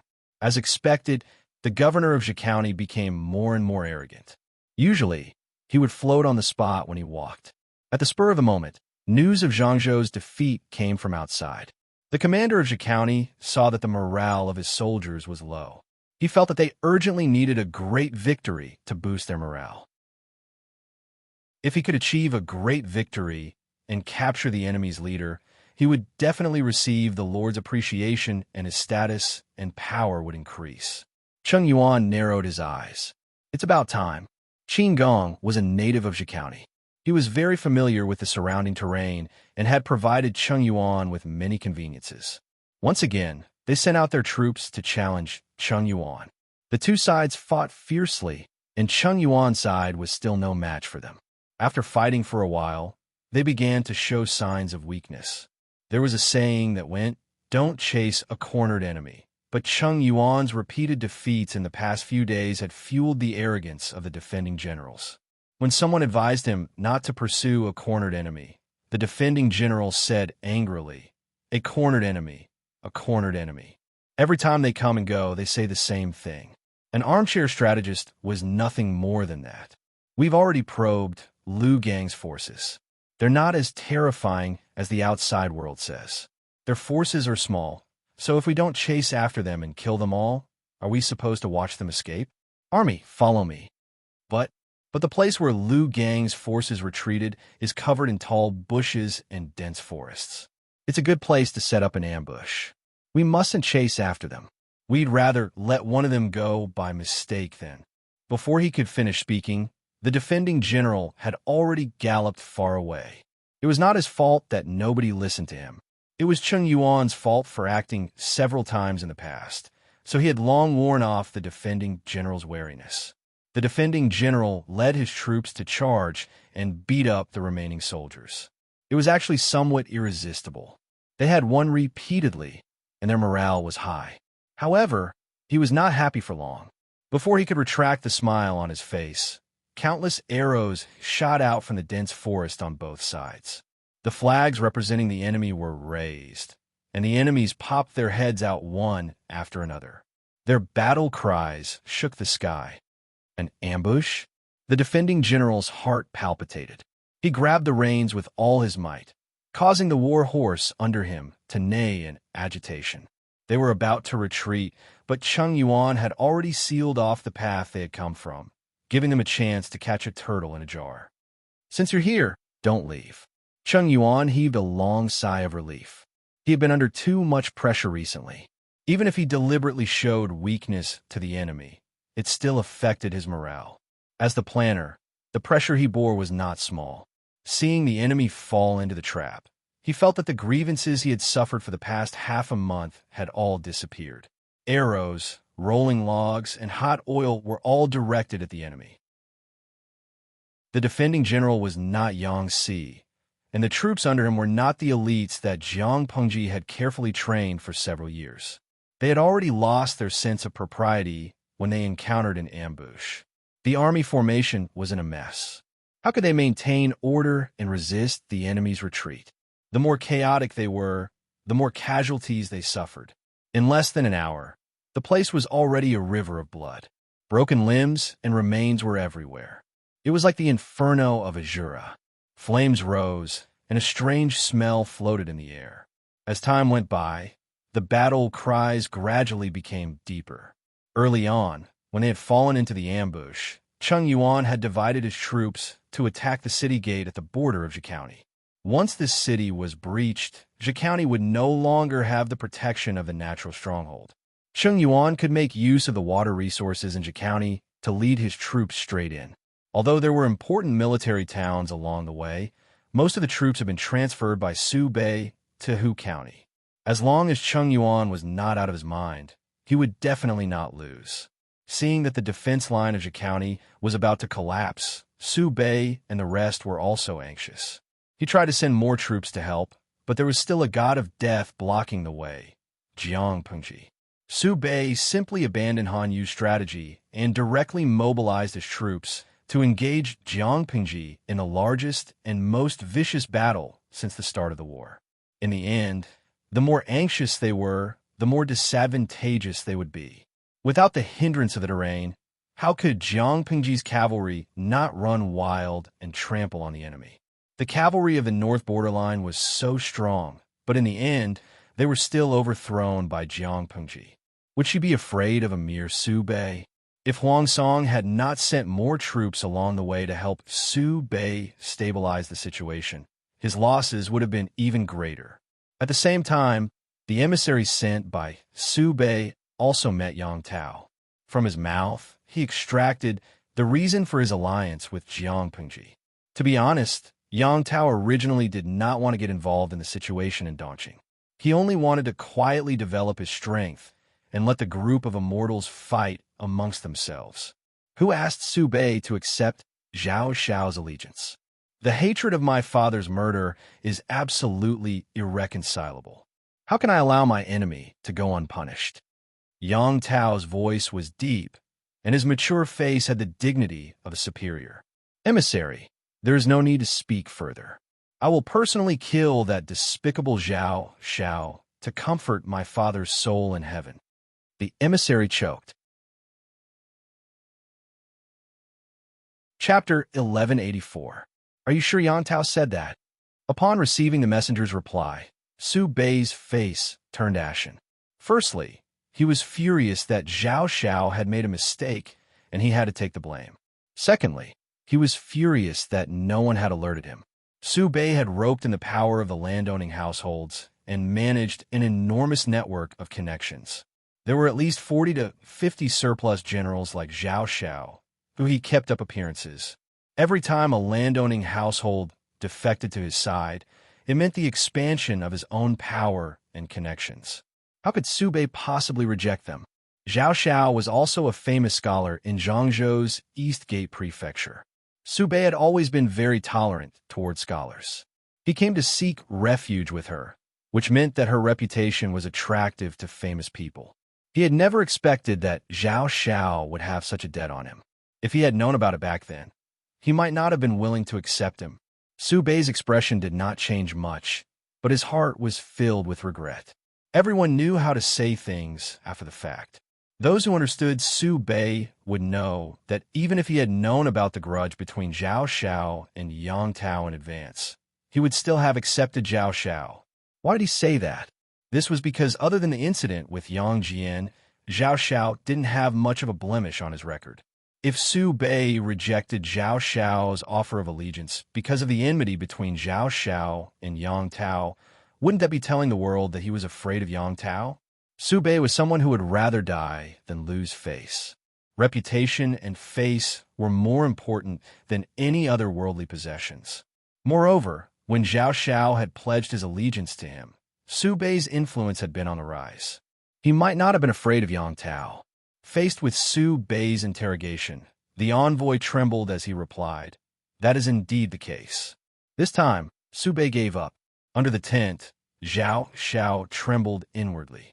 Even though his heart had shrunk into a quail, he still put on a righteous expression on his face. Rather than waiting for Su Bei to find trouble with him, he might as well be honest and take a step back in order to advance. Based on Su Bei's temperament and style, he would not be able to bring himself to punish him. My lord, this matter is nothing more than a personal grudge between Xiao and Yang Tao. Every injustice has its enemy. Every debt has its creditor. This matter should be settled by Xiao and him. Zhao Xiao's voice was solemn and tragic. Back then, I went to Nansheng to escape pursuit. Fortunately, my lord did not abandon me and gave me the title of general. I have been working for you for more than a year, but I have not made any contributions. I only hope that I can use my lowly body to do my best for my lord. Su Bei's complexion did not improve. Instead, it worsened.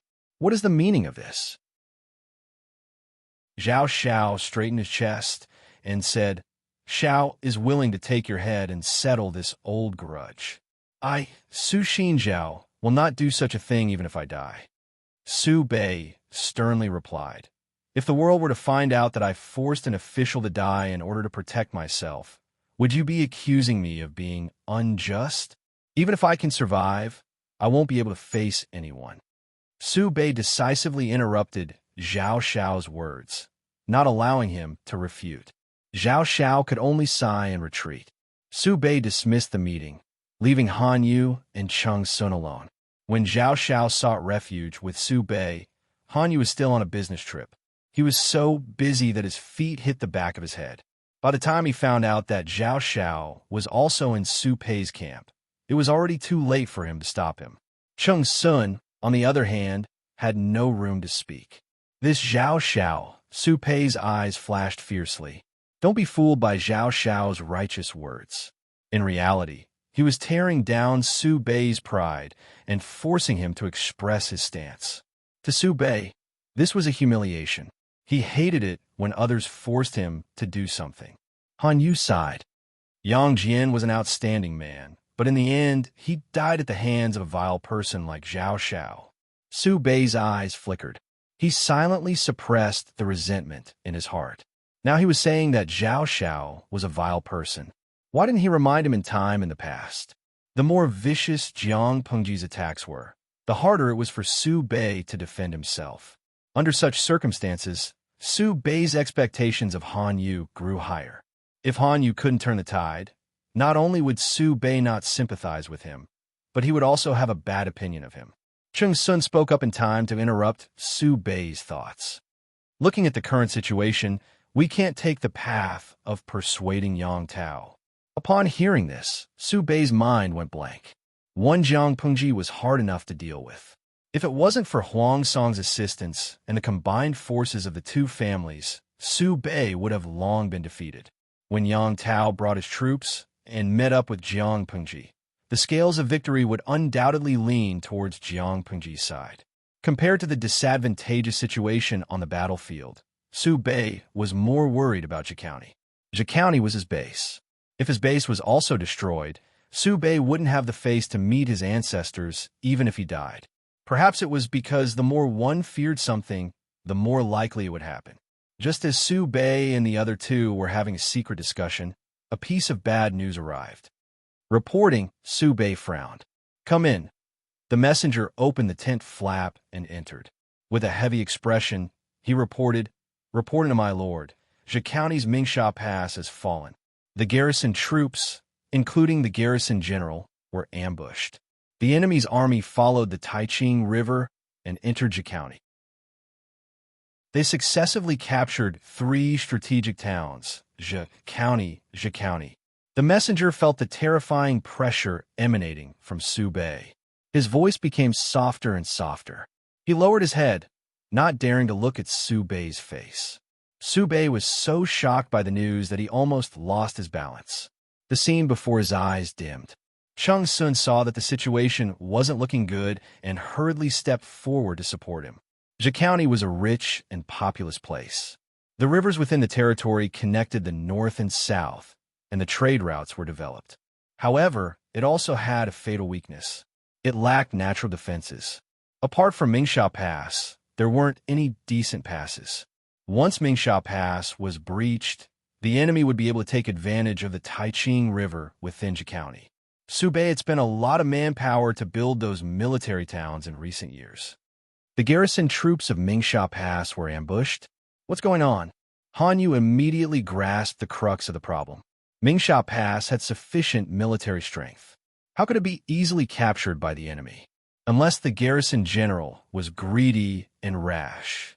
When Han Yu thought of this possibility, his already serious facial features became even colder. He had warned the garrison general of Mingsha Pass to avoid greedy. The messenger stammered out the cause and effect of the ambush. Han Yu was so angry that the veins on his forehead bulged. Zhikauni was hopeless. Calculating the distance and the enemy's combat strength, it would take at most 3 to 5 days to conquer the entire territory of Zhikauni. News from the battlefield was often delayed by a few days. Zhikauni might have already fallen by now. Losing the territory could still be fought back, but family. Han Yu's heart sank. Winner takes all. Su Fei was dead. The fate of his entire family was still vivid in his mind. Su Bei seemed to have thought of this possibility as well. He said with a serious face, "Can we send out the troops today?" Cheng Sun opened his mouth to speak. He turned his gaze to Han Yu, hoping that he could dissuade the emotional Su Bei. Han Yu said calmly, "The war just ended yesterday. The soldiers have lost too much of their combat strength and have yet to recover. It is not advisable to send out the troops today. My lord, please keep the matter of Zhikauni secret for a while. If everyone knows that Zhikauni has fallen, they will be worried about their families and will not be interested in the war." Although it was heartless, Han Yu's approach was correct. If this bad news were spread, the already weak morale of the army would most likely collapse. Chapter 1185. After conquering Mingsha Pass, Chung Yuan made use of the Water Conservancy in Zhe County to quickly contact Yang Tao's main force. To be precise, he was contacting Wei Ci. After Wei Ci received the letter, he thought for a moment and wrote a reply to Chung Yuan. The content of the letter was mostly about matters to take note of during the march, and it also contained some personal goods. Although Jiang Pingji was born into an aristocratic family in this life, she suppressed the aristocratic families even more ruthlessly than in her previous life. Regardless of whether one was a feudal lord or an emperor, one needed not only talent, but also wealth to accomplish great things. How could one do it without money? 60% of the world's wealth was in the hands of the aristocratic families. If they did not take advantage of the chaos of war to attack the local tyrants and scrape off their fat, it would not be easy to make a move in the future. Once the world was at peace, the landowning households would use their resources to amass wealth again.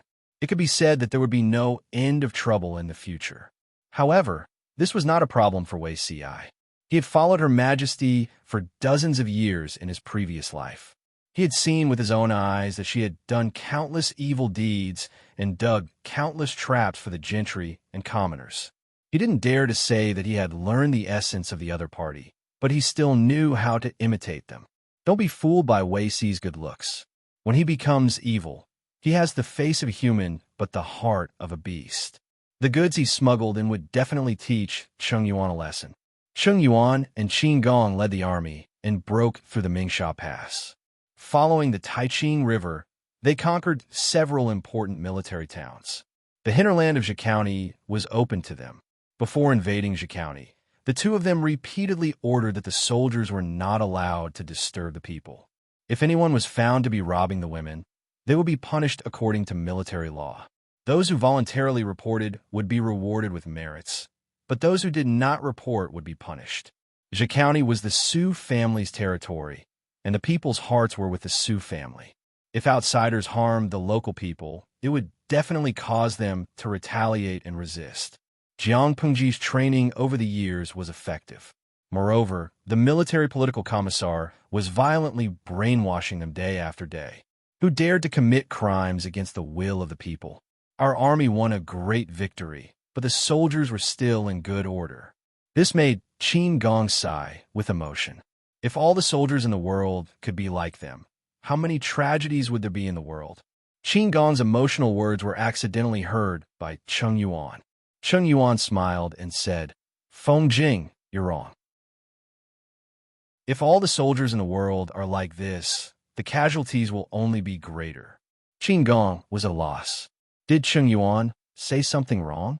Chung Yuan explained, in a battle between vassals, if their forces are almost the same and their military strength is equal, it means that the war will drag on indefinitely because none of them can do anything to the other. Fighting a war not only required the soldiers to fight with their lives on the line, but also required the support of the common people in the rear. The longer it drags on, the more people will starve to death, and the more soldiers will die on the battlefield. In this way, won't there be more casualties? Qin Gong understood. He scratched the back of his head in embarrassment and smiled innocently. Chung Yuan felt his hands itch. No wonder those military advisors liked to bully Li Yun so much. It was addictive to bullying honest people. The population density of Zhe County was much higher than that of a small place like Hejian County.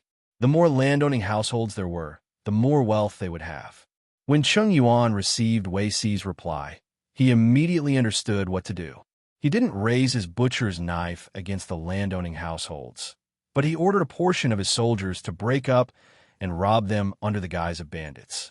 Before Chung Yuan led his troops to attack, Zhe County was considered a haven for the landowning households in troubled times.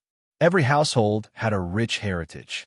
When the army invaded, most of the small landowning households planned to move away to avoid the disaster. This actually benefited these fake bandits. They didn't rob women or people, they only wanted wealth. They took away all the neatly packed family wealth that they had painstakingly packed up. Of course, they weren't too crazy. They didn't touch any of the jewelry on the women, but they couldn't let go of the accessories on the man. The small landowning households were in a hurry to move and were robbed, but the middle-ranking landowning households were unhurried. They didn't have anyone in their family who was an official, but their heritage was still passable. As soon as the new owner arrived, they surrendered to her without fear. But they didn't escape the evil hands. The bandits still looted half of their property.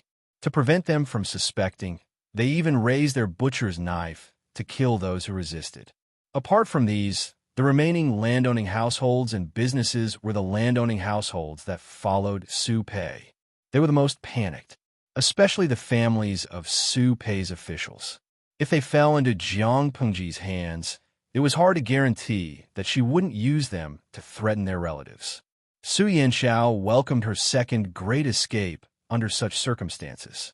She had just woken up that day. The courtyard was different from its usual deserted state. The servants were busy packing their luggage. Su Yanxiao's position in Su Pei's residence was very awkward. A group of cousins treated her coldly, and the female elders ignored her. She didn't care. Instead, she locked herself in the courtyard to observe mourning for her deceased mother, chanting and copying scriptures every day. A few days ago, she faintly heard a few maids talking about the situation outside. It seemed that the enemy was about to attack again. Enemy? Which feudal lord? Su Yanxiao subconsciously thought of Qin Gong. After not seeing him for a few months, she actually thought of him more than before. Now she was all alone. Her closest blood relatives were gone. Only Qin Gong was somewhat familiar to her. The maid stammered, "I think it's the one in Wanzhou." Wanzhou? That was the Lord Lu Shi that Qin Gong served now?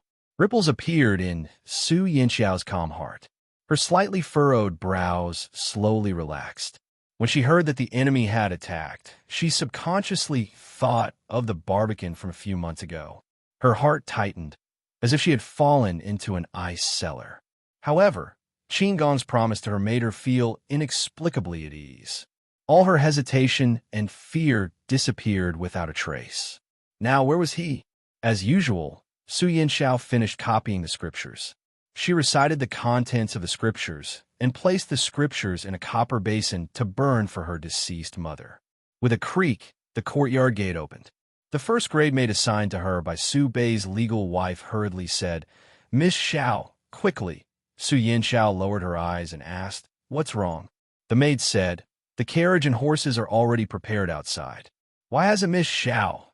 Su Yanxiao raised her eyelids coldly and glanced at the unruly maid. The maid wasn't the least bit intimidated by her attitude. Instead, she grabbed her wrist. Su Yanxiao pulled her hand back. "Go and tell Annie they'll go over after I've packed my things." The maid said, "Miss Xiao, what do you have to prepare? Right now, escaping with your life is more important. Money and jewels are all worldly possessions." Su Yanxiao laughed coldly and took the initiative to walk to the gate. "Forget it. Let's go." She was just an orphan girl living under someone else's roof. Even if the maid was rude to her, she couldn't say anything. The maid was right. Apart from this person, what else did Su Yanxiao have in this courtyard that belonged to her? Since that was the case, what else did she have to prepare? Su Yanxiao seemed to be invisible. She didn't make a sound as she was shoved into the carriage. She kept her head lowered throughout the entire journey. The carriage drove to the pier, and Su Yanxiao was once again arranged to enter the cabin of a large ship. As she watched the pier disappear from her line of sight, she sighed silently. She lowered her head and recited the rebirth scriptures, as if doing so would calm her anxious and flustered heart. After traveling for about 15 minutes, the frightened cries of the women could be heard from outside the cabin. Su Yanxiao suddenly opened her eyes. Chapter 1186. Pirates? The sound of messy footsteps pierced Su Yanxiao's eardrums. A familiar fear spread uncontrollably throughout her body. Her eyes were wide open, her fingers almost digging into the flesh of her palms, and the roots of her teeth were also trembling as her footsteps approached. Outside the cabin, the frightened cries of the women could be heard. Although she had not seen it with her own eyes, she could picture the scene in her mind just from the sound. The experience outside Mountain Ern City resurfaced in her mind once again. Su Yinxiao's limbs were as cold as ice. Clang! The door of the cabin was violently pushed open, and the burly boatman whistled loudly at the panicking women in the cabin. "Oh, the big fish are all here." The other party's elegant words carried a thick Zhecounty accent. He chuckled and said, "Are you going to come out on your own, or do you want us brothers to carry you out one by one? Whoever refuses to cooperate may be fed to the fish." The women in the cabin were all Su Bei's concubines, daughters born of concubines, and first-rank maids. Despite the pirates' threats, they wept and did not dare to move. They were miserable beyond compare, their cries almost piercing one's eardrums. Su Yinxiao clenched her fists in fear. Her face was pale from the loss of blood. She felt that the current situation was even more terrifying than that time in Mountain Ern City. Previously, she had not been alone. Her mother had protected her with all her might, so Su Yinxiao had felt a sense of security. Now, she was all alone. Her life and death were in the hands of the heavens. The pirates impatiently threatened her again. Su Yinxiao still did not move. The pale-faced first-ranked maid beside her pushed her. "Miss Xiao, if you don't go out now, they will throw you into the river to feed the fish." Su Yinxiao snapped out of her daze. Her face was pale as she turned to glance at the maid beside her. The inner residence of the Su family was not peaceful. These maids who served their masters were all shrewd people. They were used to swerve to the wind, flattering the strong and trampling on the weak. Su Yinxiao's status was awkward. Her biological father was Su Bei's younger cousin, but he had been forced to hang himself. Her biological mother had committed suicide for love.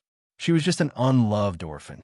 Even if Su Bei wanted to treat her well for the world to see, how would the outside world know how she lived in the inner residence? Eldest aunt treated her coldly and never asked about her situation. No matter what, Su Yinxiao was Su Fei's eldest daughter. Her living expenses and monthly allowance were actually based on that of Su Pei's concubine daughter. The servants didn't serve her well and often slacked off. The only first-class maid was also a slacker. Every day, Su Yinxiao's meals were secretly eaten by the other party before they were sent to her table. Fortunately, the weather was still hot. If it was winter, she might not even have a hot dish to eat. Because Su Yinxiao was still in mourning, the auntie casually bought her clothes and jewelry. They looked good on the surface, but Su Yinxiao knew very well what was inside. Even so, after those items were put into the storeroom, they were secretly taken away by the servants. It wasn't that Su Yinxiao was soft-tempered, but she was now living under someone else's roof. How could she have the dignity of a master? She had also taken the opportunity to mention the wicked slaves to First Aunt, but First Aunt did not take it to heart at all. Instead, she encouraged the wicked slaves. For example, the first-grade maidservant beside him had repeatedly overstepped her authority and was constantly pushing and shouting. Su Yinxiao said, "If I go out, I'll die. If I don't go out, I'll still die. Why should I waste my energy to take 2 more steps?" The maidservant choked on Su Yinxiao's words. After a while, she rolled her eyes at her. What an ungrateful orphan girl. She didn't even live a decent life as a servant and always acted like a master. Did she really think that she was still the honorable wife of Lady Su? As the master and servant spoke, the pirates outside had already lost their patience. They raised a wooden club and raised it, ready to strike. The womenfolk were so frightened that their eyes were filled with tears. One by one, their legs turned to jelly as they supported each other out. Some of them even crawled out in embarrassment. The first-grade maidservant saw that Su Yinxiao refused to budge and spat. Ungrateful girl. She followed the womenfolk out anxiously. Outside, there were many pirates standing guard. They had already occupied all the boats that were escaping. Everyone was terrified. "What are you looking at? Haven't you seen a man before?" The pirates outside laughed and bared their teeth. A second ago, they were still laughing, and the next second, they were threatening with fierce faces. Their voices were as loud as thunder. "All of you, squat against the railings and put your hands on your head. If anyone dares to raise their head, I'll gouge out their eyeballs, strip off their clothes, and throw them into the river to be sacrificed to River Earl. Su Yanxiao saw that the pirates didn't have any intention of touching the womenfolk and was astonished. The pirates saw that there was a skinny maidservant in the cabin. They saw that her clothes were simple, that her black hair was bare, and that her small face was white and clean. They instantly thought that she was a low-level maidservant that served in a rich mansion. They urged, "You go out too." Su Yanxiao didn't have any desire to live right now. The heavens wouldn't care for one person again and again. Last time, Qin Gong was able to rush over to save her, but this time he couldn't escape. Rather than being herded outside like livestock and enduring unknown humiliation, it was better to die cleanly. Su Yanxiao wasn't moved. That pirate tried to threaten her with a wooden club, but she had an expression that said, "If you want to hit me, I'll kill you." The pirates, our lives aren't easy. We're all out here to make a living. Can't we act according to the script? The pirates couldn't let her stay in the cabin. The women on these boats had special identities. If they accidentally killed someone, they wouldn't be able to explain it to their superiors. "Little girl, you're pretty tough." The pirates put away their wooden clubs and lifted up Su Yanxiao, who had a frightened expression on her face, as if he was lifting up a little chick. Lifting her up, the pirates even complained in their hearts. There were times when rich families didn't have food to eat. Such a good girl was starving. She was so skinny that she didn't even have 2 tails of meat left. The cold wind on the river blew against her face. Su Yanxiao's swollen mind calmed down. She was smart and thoughtful. Seeing that the pirates were standing guard orderly and didn't seem to have any intention of harming the womenfolk, she became suspicious. They didn't seem like pirates that robbed along the river. They seemed more like well-trained navy. Su Yanxiao was shocked by her own guess. What happened next made her heart skip a beat. A hand that wasn't thick, but it was hot and dry, reached out from behind and covered her mouth. The other hand pulled her back. Su Yanxiao instinctively wanted to scream. In the next instant, she opened her mouth to bite the other person's finger. The man behind her sucked in a cold breath. His other hand didn't delay and easily pulled her into the blind spot around the corner of the boat. Su Yanxiao's eyes were red. Seeing that struggling was useless, she used all her strength to slam against the railing of Class A. "Lady Su." "It's me." Qin Gong had just pulled his finger out of her mouth when he saw that she wanted to jump into the river. He was so scared that his scalp exploded. Hearing the familiar voice, Su Yanxiao's body suddenly froze. However, her body still leaned forward due to inertia. The expected pain didn't come. Instead, she slammed into a wall of flesh. Su Yanxiao raised her head slightly. She saw Qin Gong's body leaning forward. He raised his palm to block her forehead, using it as a cushion. Qin Gong." Su Yanxiao felt a sour and hot feeling rush up her nose and spread to her eyes. Qin Gong wasn't wearing armor at this time. Instead, he was dressed in coarse hemp clothing. Although he didn't have his usual majestic aura, he still had the air of a dissolute knight. Chapter 1187. "I'm here. Don't be afraid, Lady Su." Qin Gong secretly heaved a sigh of relief. He helped Su Yanxiao up and respectfully distanced himself from her. Su Yanxiao couldn't describe how she felt. The moment she saw Qin Gong, she realized that all the negative emotions that had filled her chest had vanished. She lowered her head and asked in a confident tone, "Those pirates outside, did you bring them here?" Qin Gong vaguely responded, "Yes, I was ordered to capture Duke Xinjiao's family, but there are some matters that I can't use my real identity. For example, raiding other people's property." Su Yanxiao and Su Bei had a grudge, but she was still a daughter of the Su family. She couldn't bring herself to say such things. Fortunately, Su Yanxiao didn't ask what the matters were.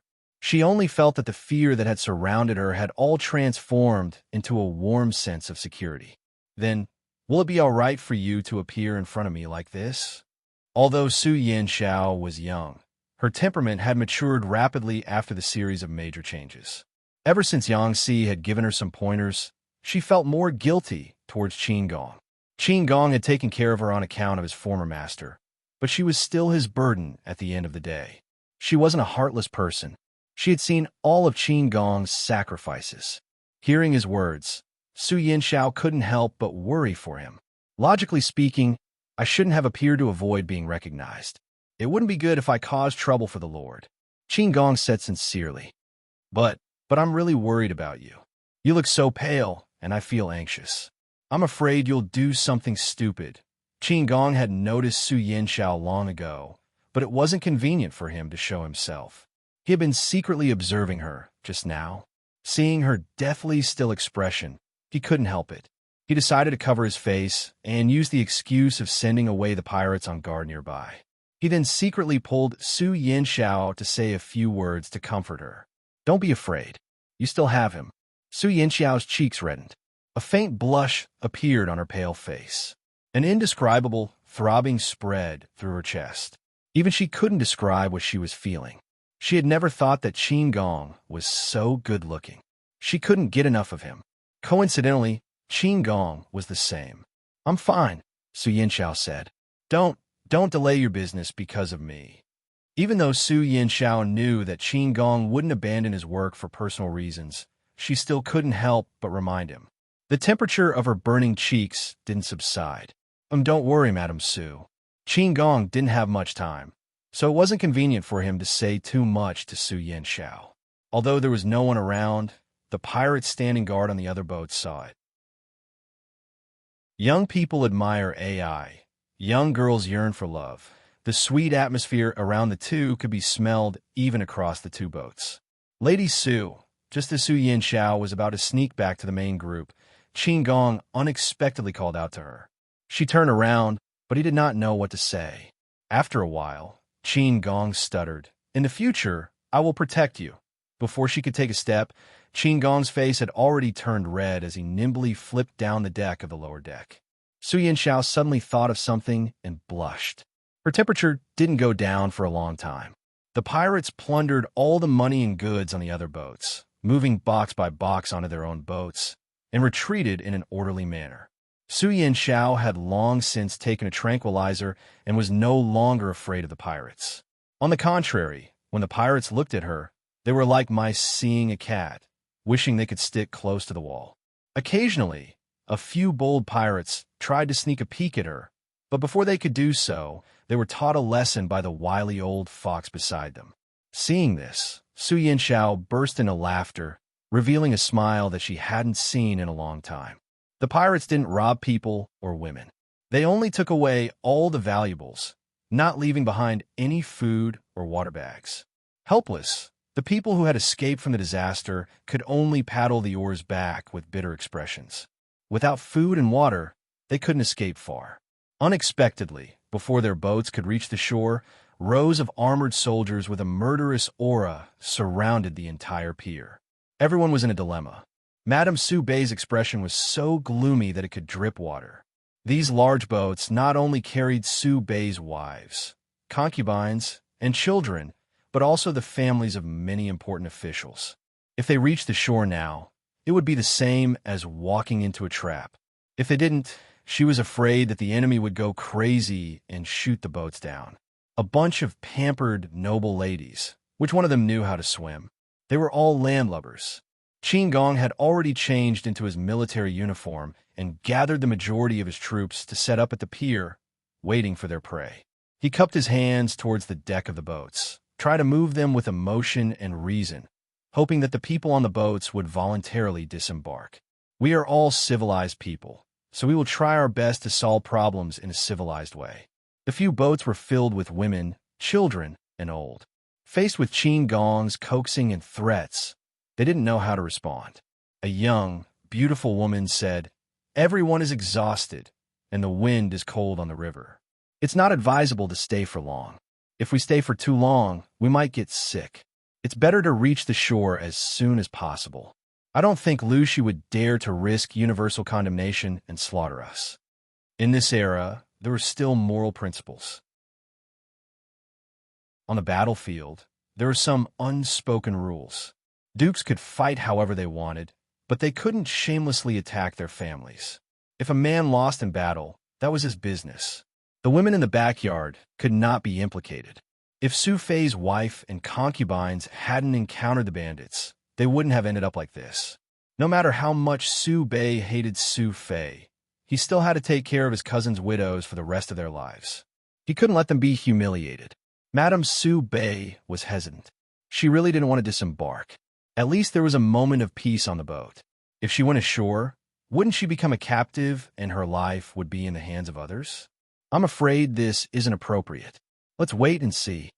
Madame Su Bei declined tactfully. The beautiful woman didn't show any displeasure and returned to her circle. This woman was Han Yu's wife. She came from an aristocratic family. Her calm demeanor was more like a matriarch than Madame Su Bei.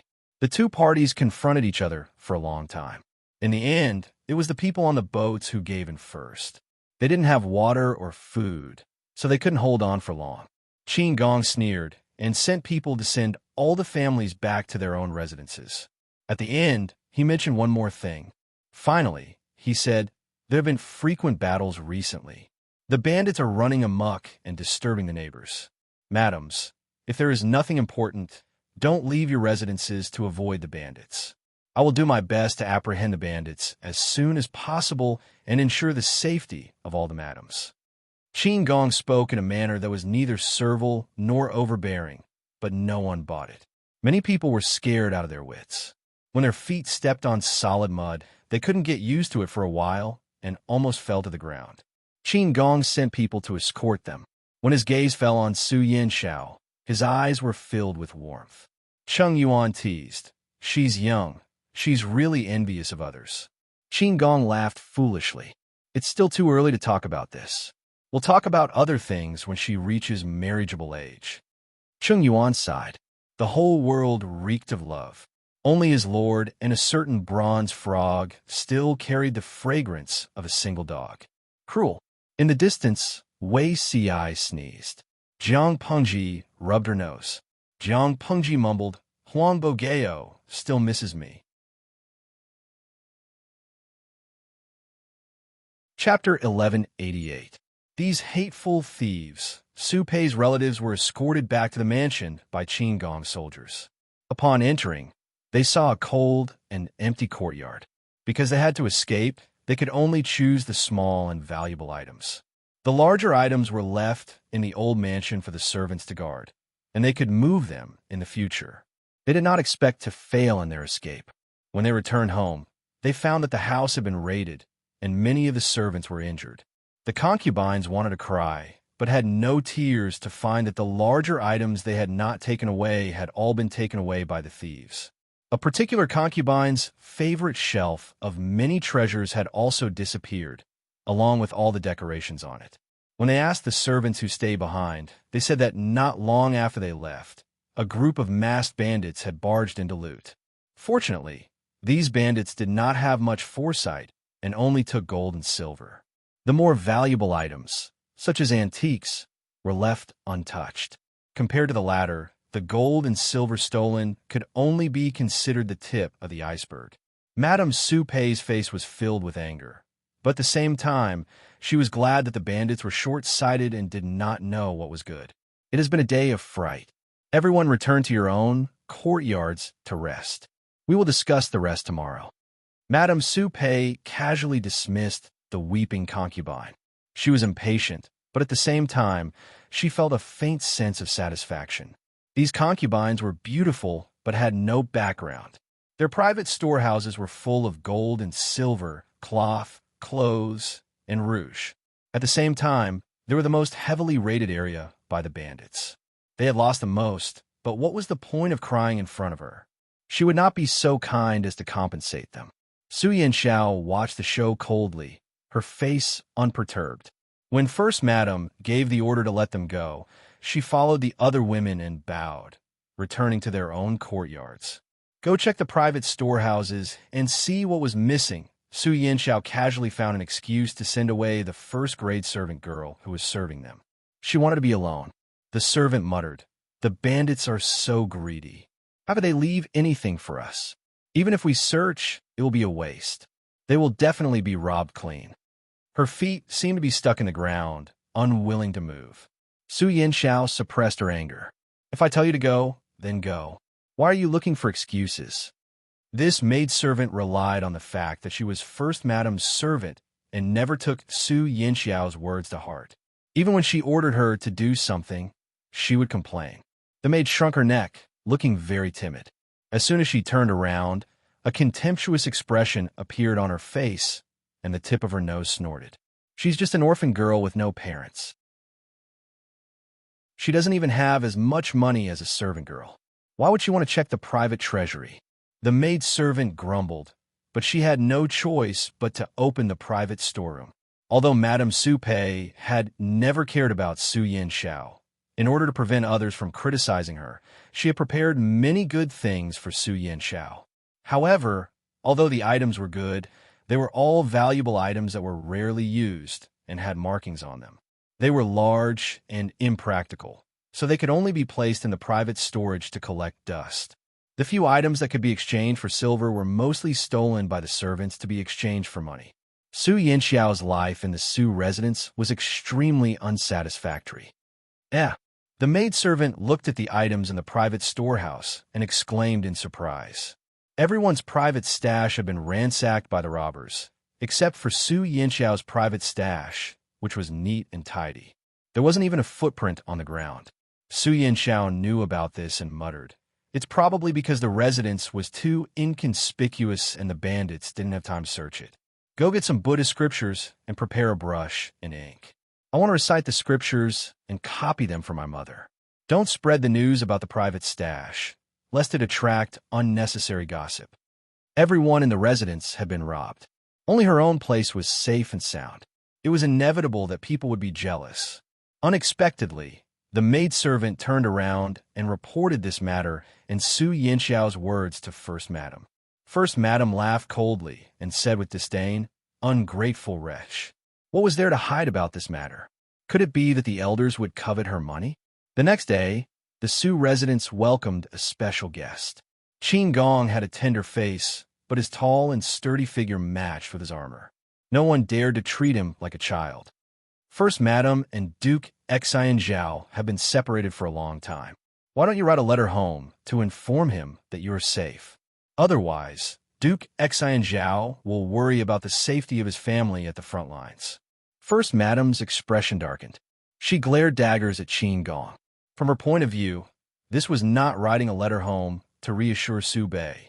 It was clearly using his family to threaten him and force him to submit. She would not fall for this trick. First Madam said harshly and straightforwardly, "I never thought that the noble Duke of Lanting would resort to such despicable methods. Is this the behavior of a man? Using his family to threaten others? She was a man. Was she still a hero?" Qin Gong laughed. "Madam has misunderstood my master. I have no ill intentions." "No ill intentions?" Even a ghost would not believe it. First Madam refused to write a letter home. Who knew what tricks the enemy would play with this letter? Seeing that she was unwilling, Qin Gong did not force her. Although he did not show it on his face, he was secretly lamenting that this person was not as far-sighted as First Madam. The First Madam that Qin Gong mentioned was not Su Bei's wife, but Su Yinxiao's birth mother, Su Fei's wife. If she were to encounter such a situation, she would definitely write a letter home. In the letter, she would explain the situation at home in detail and comfort her husband who was fighting a war. With a letter home, it would prove that his family was safe and sound. If her husband was at the end of his rope, he would more or less care about his family and would not risk his life. If there were no letters from home, the husband might lose his temper and fight to the death with the enemy, losing his life in the end. Qin Gong could not be bothered to remind her, lest her good intentions be taken for granted. He changed the topic to Su Yinxiao and pretended not to know. "I heard that the daughter of the former master, Duke Ling Wan, is staying at your residence?" First Madam nodded. Qin Gong said, "Yesterday, I heard from the soldiers that a group of 1,000 bandits took advantage of our army's invasion of Zhikani to rob and commit crimes everywhere. Even Duke Xinjiao's residence was attacked. Today, I have specially sent some Chu. I hope Madam will not mind." Lady Wang immediately sensed something fishy in his words, and she felt upset. Qin Gong first mentioned Su Yinxiao and said that he was worried that the residents would not have enough to chew. What did he mean by that? Although the residents had been raided by bandits, it was not so poor that it could not even feed itself. Was Qin Gong worried that she would starve an orphan girl?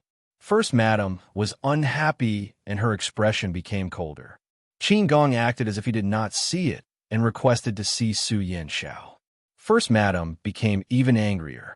Did he want to see with his own eyes if she had mistreated the orphan girl?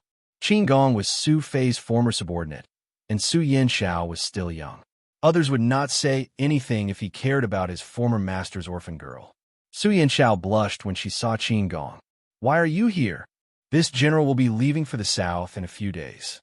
While the morale is still high, I will take down the remaining territory of Zhe County in one fell swoop." Qin Gong sat upright and said in a serious tone, "I will be gone for almost half a month.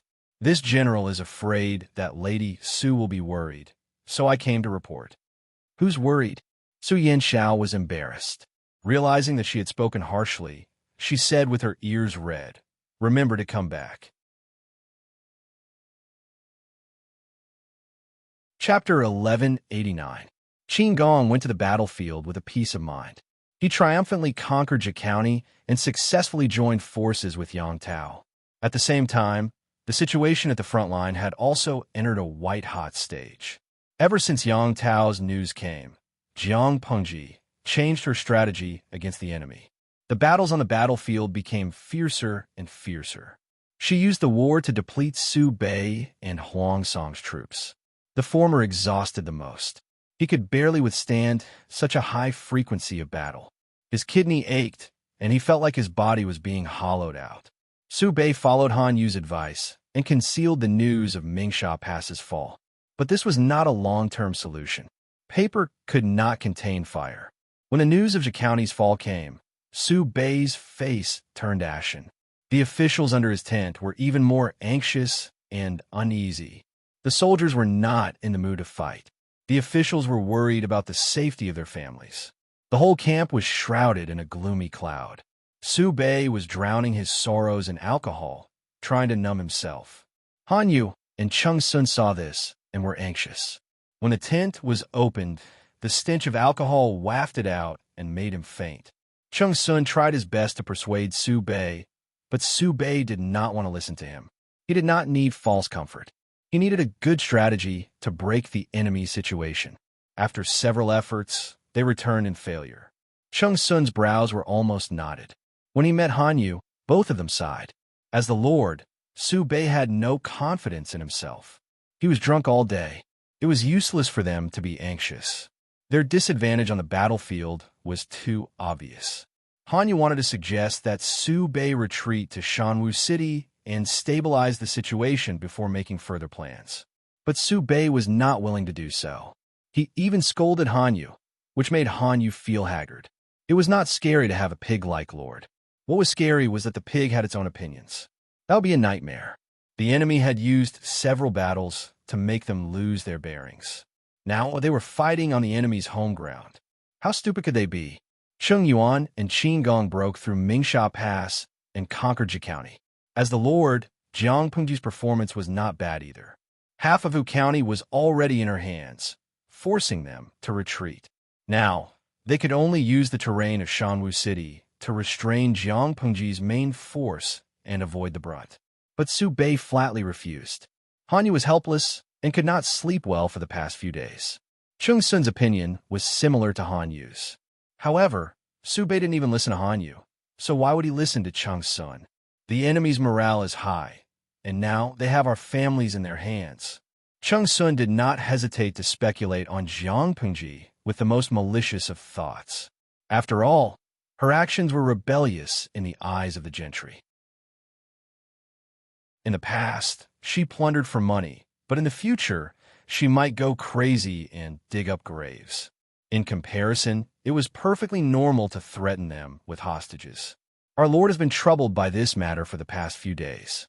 The soldiers in the camp are not in the mood to fight. Everyone is in a state of panic. If this goes on, Han Yu didn't dare to finish his sentence. If Su Bei heard about it, there would be more complications. Chung Sun understood. Even though he was unwilling to admit defeat, Jiang Pingji's chances of winning were much higher than Su Bei's.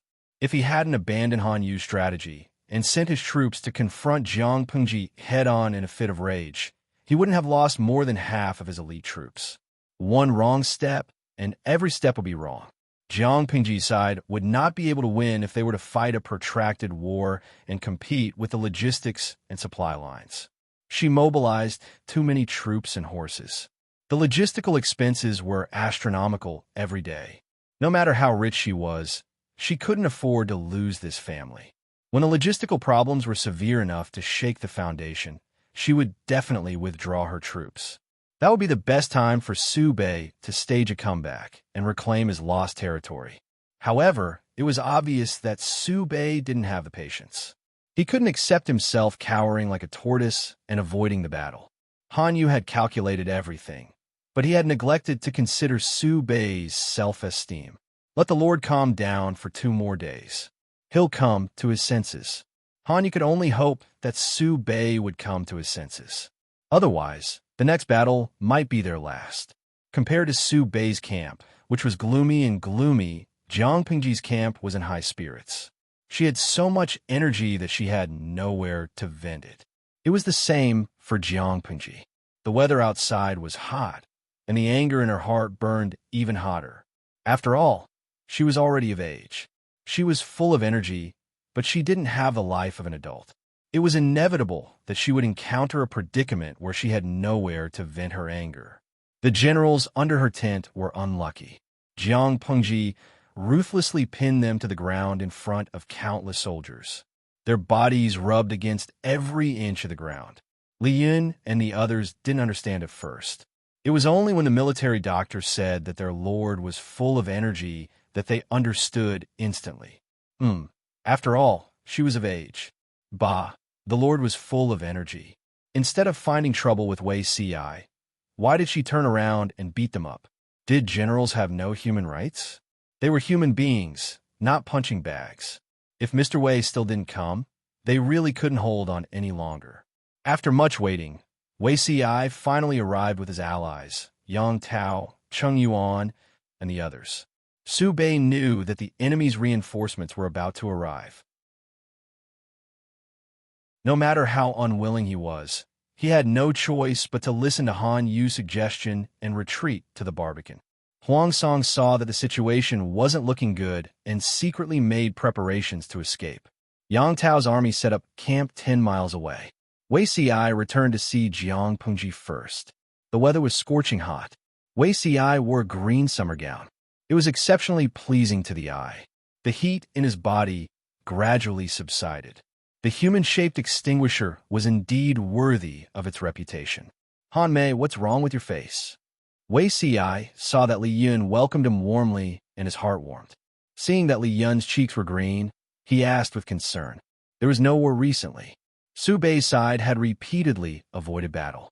Logically speaking, Li Yun shouldn't have any new injuries. Li Yun lazily removed his armor.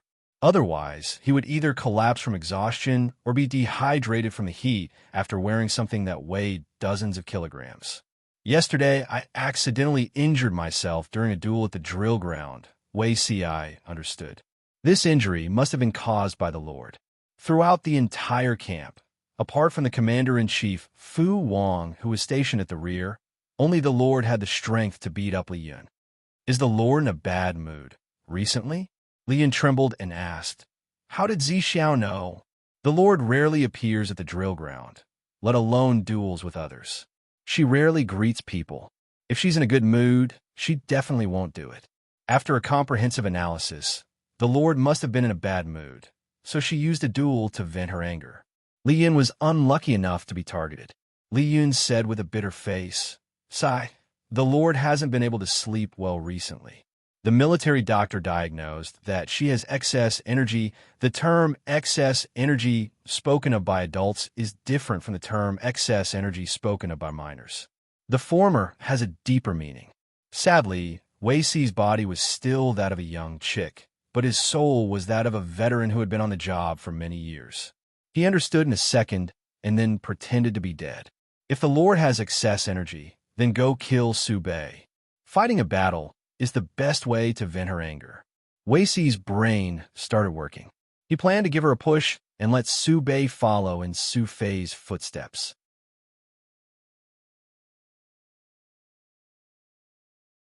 Chapter 1190.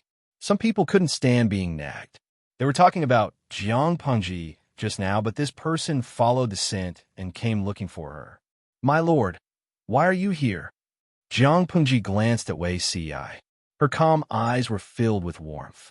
"I just stretched my limbs on the military field and was about to return to the main tent for lunch when I happened to see you." Upon hearing this, Li Yun immediately found an excuse to slip away, leaving the space for Jiang Pengji and Wei Si to avoid being the third wheel. Han Mei is getting more and more cunning. Back then, Han Mei was one of the few honest people among us. Jiang Pengji laughed involuntarily. Was she that scary? Wei Si curled his lips into a faint smile. Li Yun's reaction was beyond his expectations, which inexplicably brightened his mood. In front of others, Wei Si always hid his emotions in the bottom of his heart, using a gentle mask to conceal his true emotions. In front of Jiang Pengji, he rarely deliberately concealed it. Well, the most important thing was that it was useless to conceal it. She could see through it. "Zixiao, are you in a good mood?" Wei Si said. "My lord is in a good mood too." Jiang Pengji crossed her arms and teased him with a smile. "I'm in a good mood because the frog that ran away from home is back." The salted fish in the streaming room was really fickle. Some time ago, he was obsessed with the 4 cardboard human brains, but now he crossed species and treated the frog as his son. Jiang Pengji didn't immediately notice Wei Si's return, but the camera in the streaming room had a wider field of vision than hers. When Wei Si appeared in the streaming room's camera range, the entire streaming room suddenly exploded like boiling water poured on hot oil. "Shenyo, Croak, the beauty Croak is back." "Shu Shanyali, what? My Croak son is finally back." "Fairy me Alpha Ball. Son, I missed you so much." "Jing Ru Ming Mo. Croak son is back? It seems like he brought a little friend back." "Son, you're really helpful." Looking at the screen full of Croak's son, Jiang Pengji suddenly found it hard to look at Wei Si's face. The standard of the salted fish audience in giving nicknames was like the standard of her giving names. It was terrible. Since a while ago, the salted fish audience seemed to be possessed. The frequency of the frog's appearance increased until it dominated the screen. Even if Jiang Pengji did not look at the bullet screen in the streaming room, her screen was flooded with frogs every day. It was impossible for her not to know about it. She imitated the young people's memes, and the audience cheered her on, saying that she was keeping up with the trends, but Wei Si was at a loss, his bright eyes filled with confusion. What? A frog that ran away from home? It wasn't that the Lord didn't like pets. What did she raise a frog? As intelligent as Wei Si was, his brain also stopped for a moment. However, a smart person was a smart person. Wei Si really did not understand the joke of traveling son in the live streaming room. But combined with the context and the fact that his lord had once teased him with the phrase boiling a frog in warm water, he quickly understood. Wei Si coughed softly and pretended to be calm, but the blush and heat at the tips of his ears did not subside so easily. He didn't know if it was because of the weather, but he actually felt a little hot. "Zixiao hasn't answered my question yet." Jiang Pengji helped him to change the topic. What if he scared them away again? The frogs that other people raised could, at most, carry a backpack when they went on a trip. The frog that she raised was complicated and hard to guess, and would often pretend to be dead. "Sire, my heart is tired." Wei Si said. "In this world, there is nothing more delightful than seeing my lord." What he said was true, but it was not the main reason why he was happy. What really made him happy was Li Yun's reaction. His actions indirectly admitted his relationship with the Lord, and he had no intention of objecting. In his previous life, this was something that he dared not even think about. Jiang Pengji said, "Say it twice more in private. Be creative. I like to hear it." In terms of straightforwardness and enthusiasm, Wei Si would not be a match for Jiang Pengji, even if he practiced for 10 lifetimes. Wei Si was speechless. Neither of them were emotional people. The relaxed atmosphere also came to an abrupt end because of Yang Tao. Yang Tao was her ally. He had sent troops from thousands of miles away to cooperate with her. Jiang Pengji could not neglect him. Meeting Yang Tao again after so many years, she immediately searched through her memories. The slightly childish and naive youth in her mind gradually overlapped with the steady and mature youth in front of her. She recognized Yang Tao's identity immediately, but the idle audience in the live streaming room was not so sharp. To them, Yang Tao was just a sunny youth who appeared several times at the Huangshui meeting. Even if he was good-looking, he could not stand the exposure in the live streaming room. The idle audience had only heard of Yang Tao, but had never seen him. Moreover, the audience was too mobile, so they could not remember him at all. However, a big shot was a big shot after all. There was still an exception among the 850,000 viewers. Tuda Feichio, is this Yang Jian's silly and sweet son, Yang Tao? Guikai Guo Fengxiao, _ smiley face, angle, _ it seems so. I've been drooling over his good gay friend Yan Lin for many years. He was my first love. Lao Cg Lianmeng, time flies. In the blink of an eye, the silly and sweet boy has also matured. The audience's impression of Yang Tao was very shallow. If Jiang Pengji had not formed an alliance with him, causing his name to appear more frequently, the audience would not have remembered such a person. The new audience did not remember, but the old audience began to reminisce about the past with Yang Tao's appearance. When Yang Tao was still a silly and sweet boy, many of the audience were still single. Many years had passed. The silly and sweet boy had become a steady and mature lord, but the single dogs were still single. Sigh, Jiang Pengji said. We haven't seen each other for many years. Zhengze, how have you been? Yang Tao replied. Lanting's elegance has not diminished from the past. Even though he knew that Jiang Pengji was a woman, when he saw her, Yang Tao still found it difficult to equate her with his gender. Or rather, the appearance of Lu Shi's current body was too non-invasive and too confusing. After the basic greetings were done, Jiang Pengji went straight to the point and talked about Su Bei. If she did not crush this child to death, she might not make it to next year's Qingming festival. Speaking of serious matters, Yang Tao quickly got into the zone. The atmosphere around him became serious and serious. Of course, these 4 words were not relevant to the idle audience. Apart from a few provocative comments, the majority of the bullet screen was idle chatter and ridicule. Qfang Pai. Speaking of which, it's strange. Our streamer is not ugly. Why is it that after so many years, only one peach blossom has bloomed? According to the usual pattern, shouldn't she use her personal charm to conquer the various lords? Fortunately, this was a cross-dimensional ancient live stream. It was full of gimmicks. If it was changed into a television drama or a novel, it would most likely be a flop. Jiang Pengji had billions of die-hard fans in their dimension. The number of peach blossoms she had could fill up the Atlantic Ocean. Tudu Feichio. Isn't this question hard to understand? Would you want to pull your beliefs down from the altar? Not to mention pulling down the altar, even the thought of doing so is blasphemy. The idle audience. If that was the case, Wei Si was really a brave warrior. Wei said he wasn't. He didn't. He was wrongly accused. Shancheng had already been thoroughly studied by everyone. Su Fei was trapped in Shancheng. In the end, the city was breached and he died.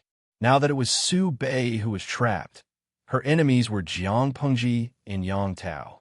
Naturally, it was even more difficult to defend. It was a foregone conclusion that they would meet their end.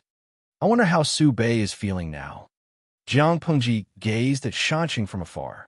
The cold wind passed through her hair, leaving not a trace. She crossed her arms in front of her chest and said, he should have a deep understanding of how Ling Wengong felt a few months ago. Chapter 1191. Su Bei's mood was indeed terrible. A few months ago, he had forced Su Fei into a hopeless situation and forced him to commit suicide. Now that it was his turn, Su Bei could finally feel the despair.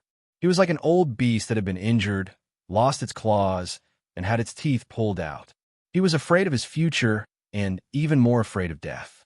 Su Bei had been the favored son of heaven since he was born. He was the eldest grandson of the Su family and was envied by everyone.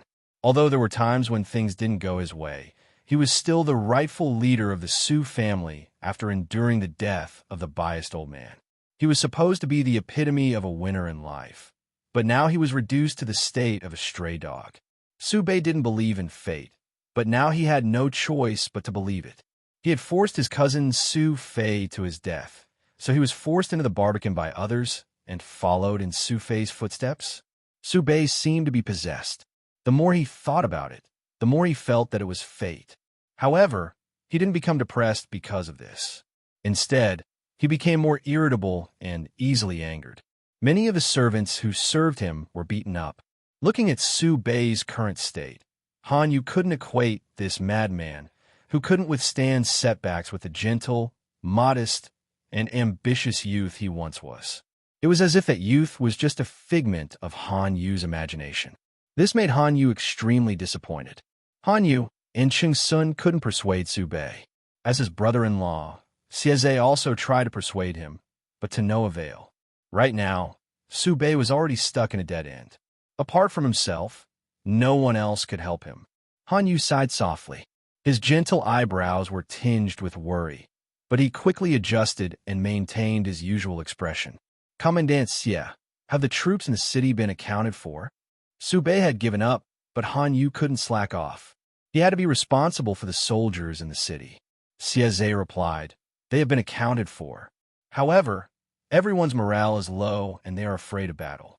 Even though we killed a few deserters as a warning to others, it didn't have much effect. The enemy generals are still challenging us all day long, clamoring to instigate the soldiers to rebel. Now, there are more and more deserters. Xieze wouldn't have had such a headache if they had attacked the city. However, the enemy deliberately made fun of them. They didn't attack the city and instead held a strange-looking horn and shouted at the city gate. He didn't know what these people ate to grow up, but their voices were so loud that it was impossible for Xieze not to hear them from the top of the wall. In fact, although the voices of the soldiers responsible for shouting provocations were loud, they were not loud to this extent. Jiang Pingji had created a megaphone a long time ago. The thin copper sheet was in the shape of a cone, with a circular opening at the top. Although the design was simple and crude, its ability to transmit sound was not weak. If it was used to shout in front of a battle, the effect would be even better. Wasn't it coming in handy now? The first is to attack conspiracies, the second is to attack friends, the third is to attack soldiers, and the third is to attack a city. Attacking the heart is the top priority, attacking the city is the bottom priority. Fighting the heart is the top priority, fighting the army is the bottom priority. It wasn't that Jiang Pengji hadn't thought of attacking the city, but a centipede would not fall down even if it died. Su Bei's remaining troops weren't dough balls, and they weren't something that others could knead as they pleased. If they were to forcefully attack the city, Jiang Pengji and Yang Tao would have to dig out a piece of flesh and bleed a little in order to take down the Barbican city. After thinking about it, Yang Si, the naughty guy, came up with this trick. 3 shifts a day, 24 hours a day, taking turns to shout provocations.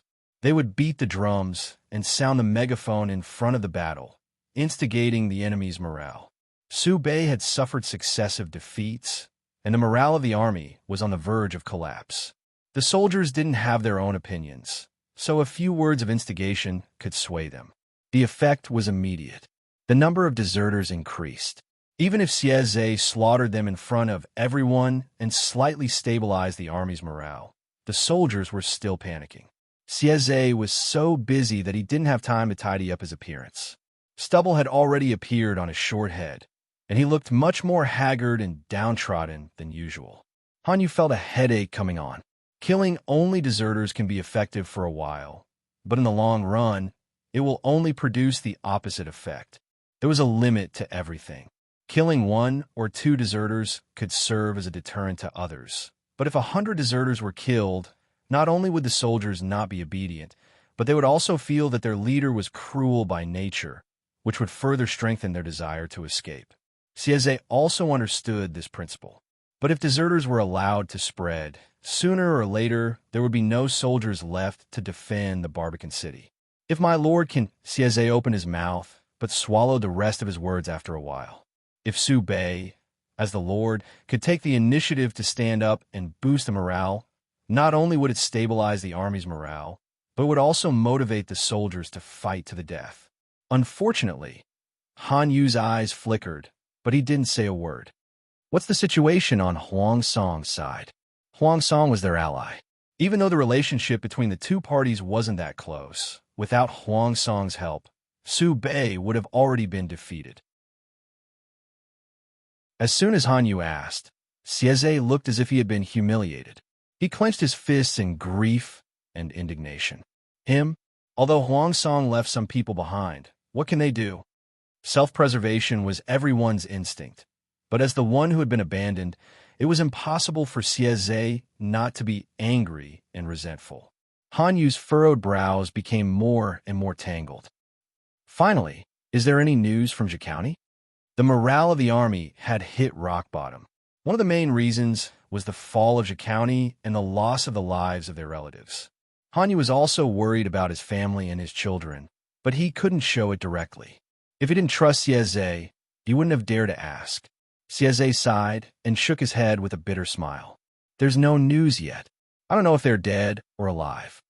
Han Yu said, I have met Lu Shi several times. Although I can't guarantee it, according to her temperament, she wouldn't lay her hands on the women, the elderly, and the young. A real powerhouse would never become a powerhouse by bullying the weak. Sieze frowned and said, I hope so. His family was also in County, so it was impossible not to worry. Han Yu looked at the top of the city wall with some nostalgia in his eyes.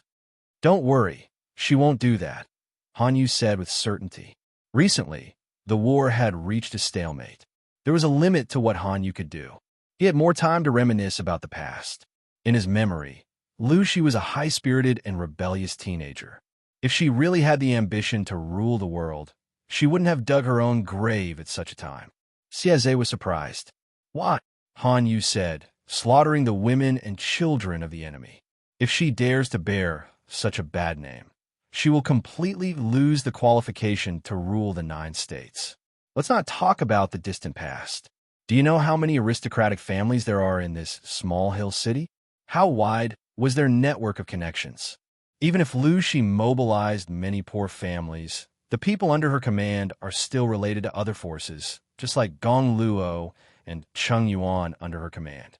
By doing so, she not only cut off her own path of retreat and destroyed the foundation that she had built for years, but at the same time, she also buried a fatal hidden danger for herself. Conquering the world was never a game for one person, and it wasn't a game to kill all at once. Jiang Pengji wanted to absorb Su Bei's power and territory to strengthen herself, so she couldn't offend everyone. Sieze took a deep breath. He looked around and suddenly asked a very rebellious question. Military counselor, if Hill City falls and the Lord is unlucky, then you die, surrender, or live in seclusion.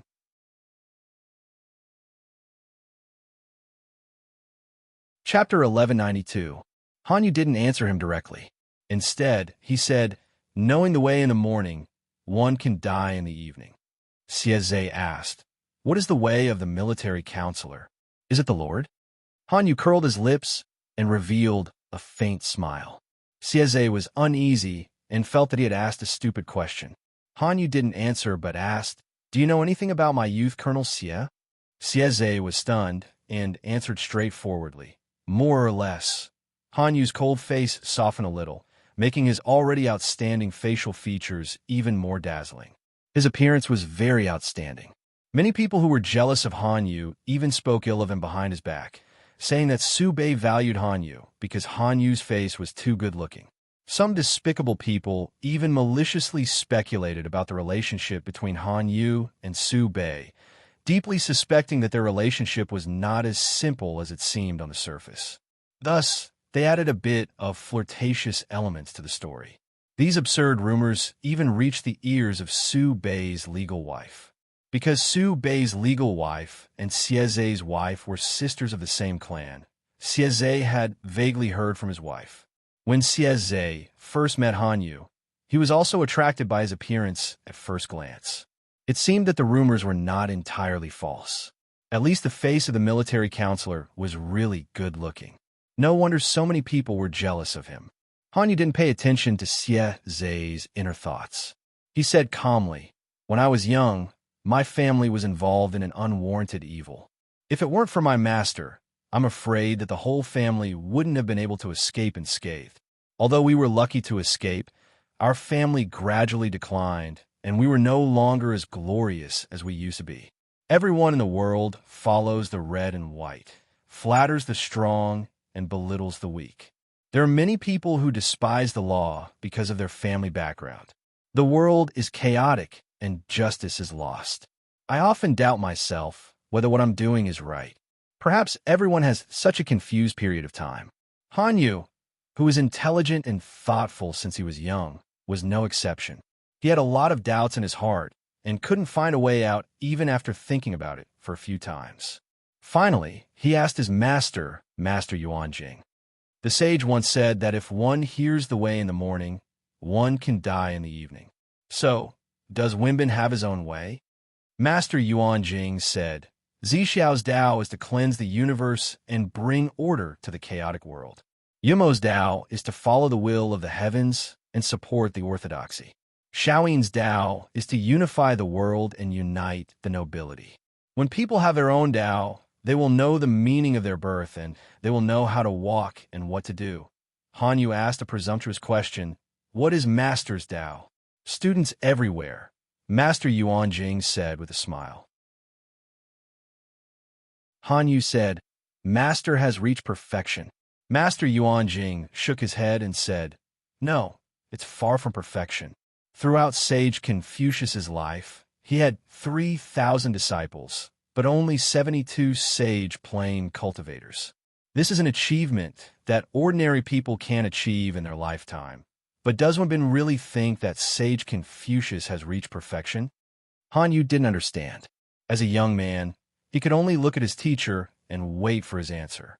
Master Yuanjing accepted the talents of hundreds of schools. To him, there was never any family that was expensive or cheap. He respected sage Confucius, but he was not blind. Hanyu was fortunate enough to hear his teacher dissing Confucius. Master Yuanjing smiled bitterly and said, "I have 3,000 disciples, but how many living beings are there in the world? 10 million or 10 million?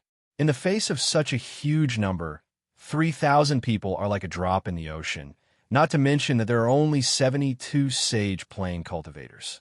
Sage Confucius traveled around the world in his early years, and he only focused on teaching and educating people after running into a wall many times. He did a good job, but he was not the best.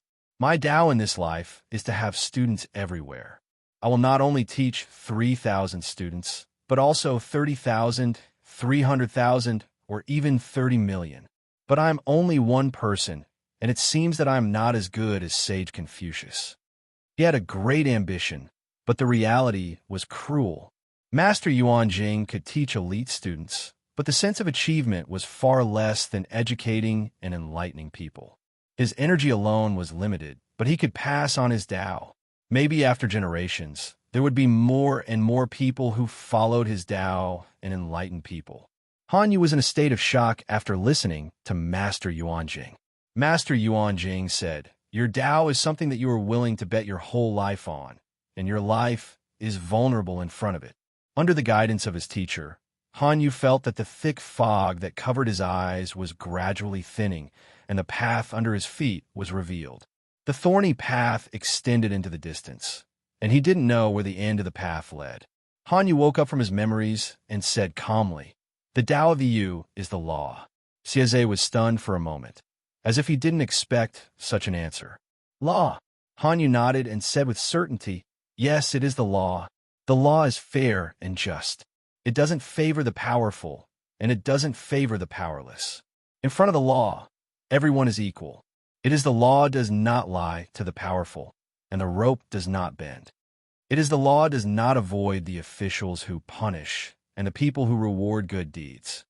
The wicked have nowhere to hide, and all evil, injustice, and filth can't hide.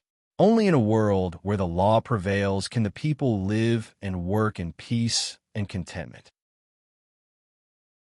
They don't have to worry about the fatuous monarch, the rebellious officials, and the oppressive officials. That is the Tao of the Yu. There is no distinction between the close and the distant, and there is no distinction between the rich and the poor. Xieze didn't know what to feel after hearing Han Yu's words. Han Yu said that he pursued the law and justice, but in essence, he wanted to use the law to bring peace to the world. Would Su Bei be able to shoulder such a heavy obsession and ideal? Xieze didn't have to think too much to know that Su Bei couldn't. Therefore, this scumbag was destined to let Han Yu down. If Su Bei couldn't do it, Han Yu would follow a wise ruler who could shoulder such high expectations. Xieze faintly felt sad for his lord, mourning for his lack of ambition. If this was Han Yu's ambition, then wouldn't Su Bei's previous actions be stepping on landmines? Even if Su Bei didn't kneel in the mountain-earned city, there would be a day when he and Han Yu would drift apart. People with different beliefs could not make plans together. Xieze looked at Han Yu with a questioning gaze. My lord's way of doing things seems to be very different from the military counselor's Tao. Su Bei had trampled on Han Yu's Tao, with his completely different attitudes towards the commoners and the gentry families. Han Yu twitched his mouth and didn't say a word. What's the point of saying all this now? The most important thing is to solve the predicament. Even if the Tao was different, Han Yu wouldn't easily give up on the lord he had chosen. Sai, we first met Su Bei, he wasn't like that. He was a wise ruler that Han Yu was satisfied with at first glance. Xieze didn't know if it was because of the depressing atmosphere, but he couldn't help but ask Han Yu. Military counselor, do you think that Lu Shi would be the one to put Master's Tao into practice? If Lu Shi was, Han Yu would most likely pledge allegiance to him after the city was breached. If it wasn't according to Lu Shi's temperament, he wouldn't give the military counselor the choice to live in seclusion. Either die or pledge allegiance. There was no third option. Han Yu sighed and said, I don't know. But in his heart, he said,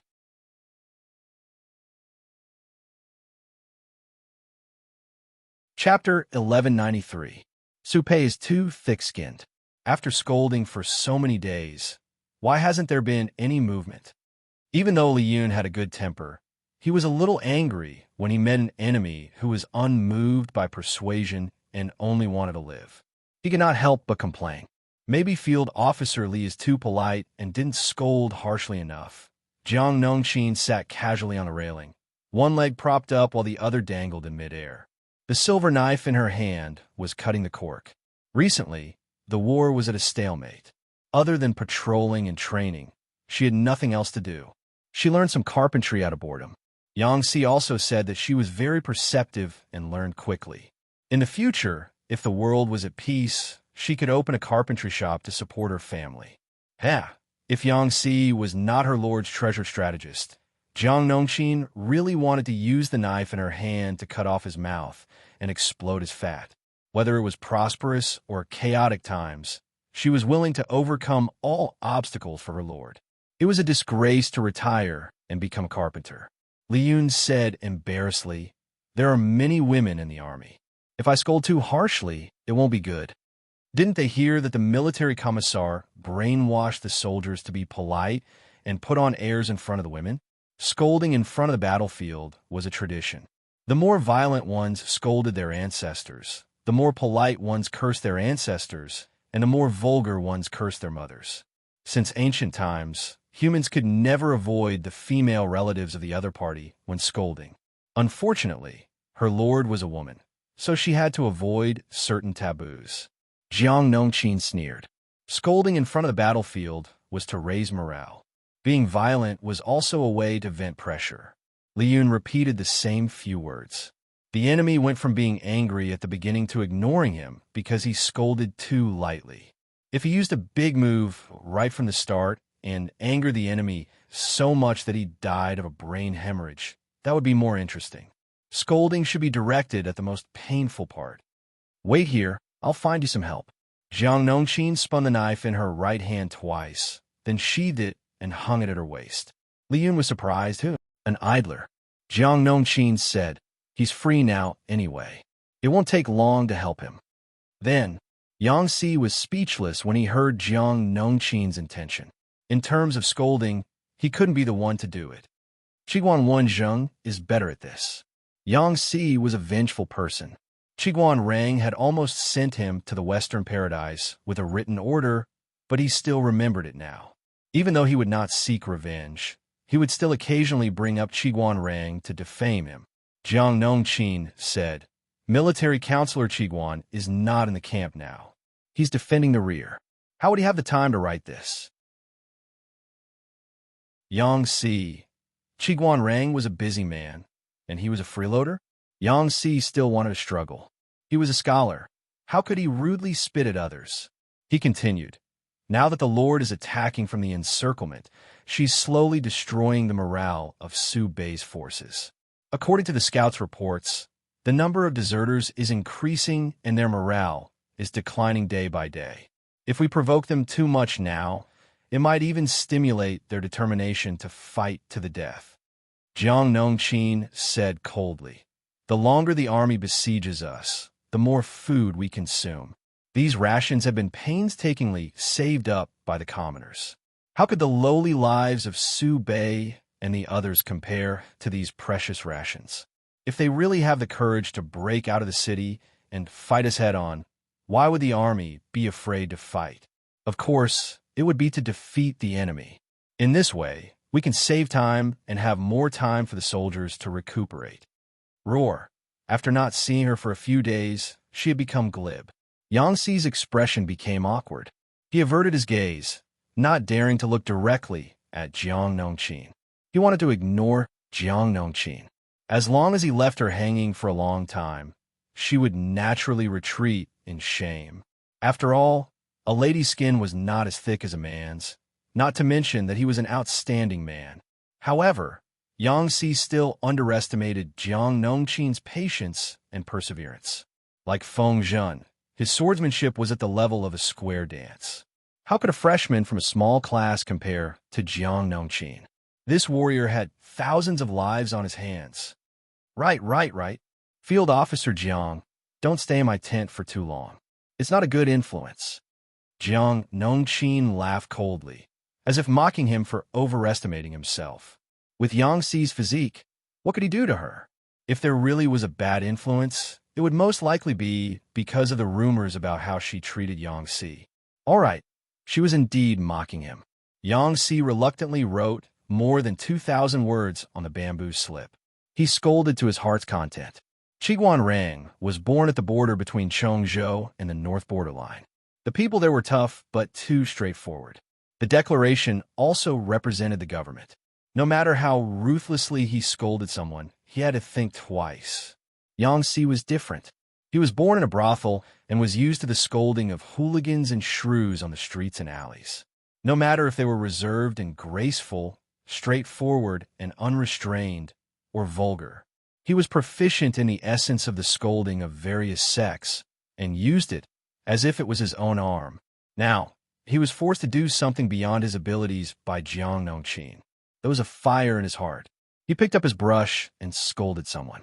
He felt so good that he cannot stop. "I'm done." Yang Si put down his brush and rubbed his sore wrist. "Are you satisfied, Field Officer Jiang?" Jiang Nongqin looked down and roughly, then raised her head to look at Yang Si. "If Su Xinjiao dies of anger because of you, I won't fight with you for this credit." Yang Si's heart skipped a beat. Was Jiang Nongqin praising or scolding him? Women these days are really not to be trifled with. After Jiang Nongqin left, Yang Si could not help but complain in a low voice. Ever since he followed a lord with a different style, Yang Sifeng's vagabond life had become much more restrained. In the past 2 years, he had become even more ascetic like an ascetic monk. He had no choice. The lord was either preparing for war or on the way to war. He was holed up in the military camp all year round. What kind of place was the military camp? Other than shirtless men and muscular women, he could not bear to do any of them. Even if he could bear to do it, he suspected that the final position would be different from what he expected. Puffed, as if he had thought of an embarrassing scene. Yang Si turned his face away and spat twice. He expelled the image of an experienced driver driving from his mind. Jiang Nongqin threw the fruit to the little angel, Li Yun. Read according to this. I don't believe that Su Xinjiao can still bear it. Li Yun opened it and took a few glances. This is military advisor Yang's handwriting? He had never heard of Field Officer Jiang and military advisor Yang being friends. Although the civil and military officials in the Lord's camp got along well, they were still two different circles after all. They did not have much interaction. Jiang Nongqin was also a clean stream among the military officials. She could not get along with any circle. She was loyal to the Lord and had always been a lone ranger. She said, yes, military advisor Yang wrote this. After all, he was taught by Master Yuanjing. His vocabulary is richer than that of the orderly in your camp.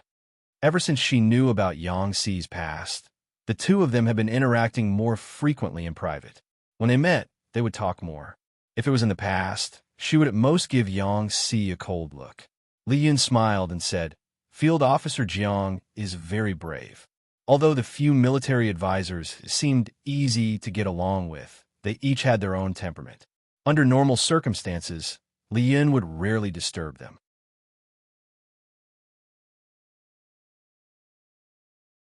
Chapter 1194. Li Yun used his trump card, and the effect was extraordinary. That day, Su Bei was so infuriated that he almost couldn't breathe. Yang Si was a good judge of character. He had long seen Su Bei's fatal advantage. He wanted to save face and suffer. In many situations, face was more important than Su Bei's life.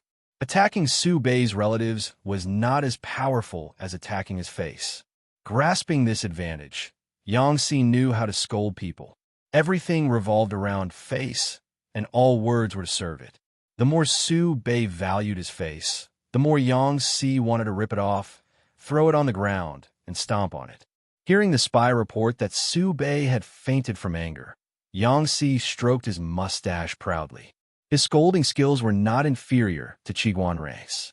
The effect of Yang Si's actions was extraordinary. The situation that Xie had stabilized with great difficulty was once again in turmoil. The number of deserters increased exponentially. It could be predicted that if this situation continued, the morale of the troops would collapse before Shanwu City ran out of ammunition and rations. Jiang Pengji was still unhurried. Not only did she have no intention of attacking the city, but she also had time to tease Wei Ci and contact her allies. Wei Ci remained motionless. His determination left the people around him speechless. Yang Si was one of the earliest to know the truth. Men and women of the same age were already fighting for their fourth or fifth child. Why was Wei Ci still a virgin? This generation's lord was not good enough. Perhaps this was true love, or Yang Si thought of his new colleague and frowned so tightly that he could squash a fly. How was Bai Ning whom Zi Xiao recommended to the Lord 2 days ago? Of course he's a talent. Wei Ci said, if Jing Rong has any doubts, you can wait and see for his performance in the next battle. After all, Bai Ning was a newcomer of Nanxing nationality. It was normal for him to be evaluated before he was appointed. Yang Si raised his hand to stop him. No, I'm not doubting your shovel, Ba. He spat in his heart. After hanging out with the frivolous lord for so long, Yang Si couldn't help but be mischievous. For example, this shovel this time was also learned from the lord. When Wei Ci recommended Bai Ning and his daughter to Jiang Pengji privately teased Wei Ci about the sharpness of his shovel. Yang Si did not understand what it meant. Only later did he realize that it was because of the sharpness of the digging shovel. Inexplicably, Yang Si felt that these words were very interesting. It was as if he had been poisoned. Wei Ci, Lord, what have you taught them? Yang Si coughed lightly and finally regained his serious self. He said, don't you think that Bai Ning's daughter, Bai Yuexia, is a little strange? Wei Ci asked, what's strange? She's the same as Commandant Jiang.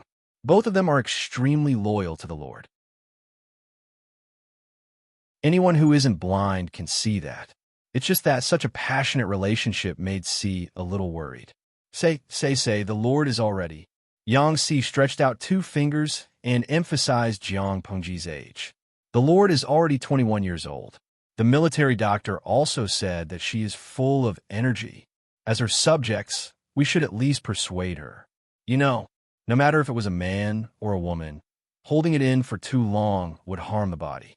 Waisik, the point was, Yang Si continued, many people can sense how the Lord treats you, but she hasn't expressed it yet, which makes people worry. I wonder if the Lord is using you as a shield?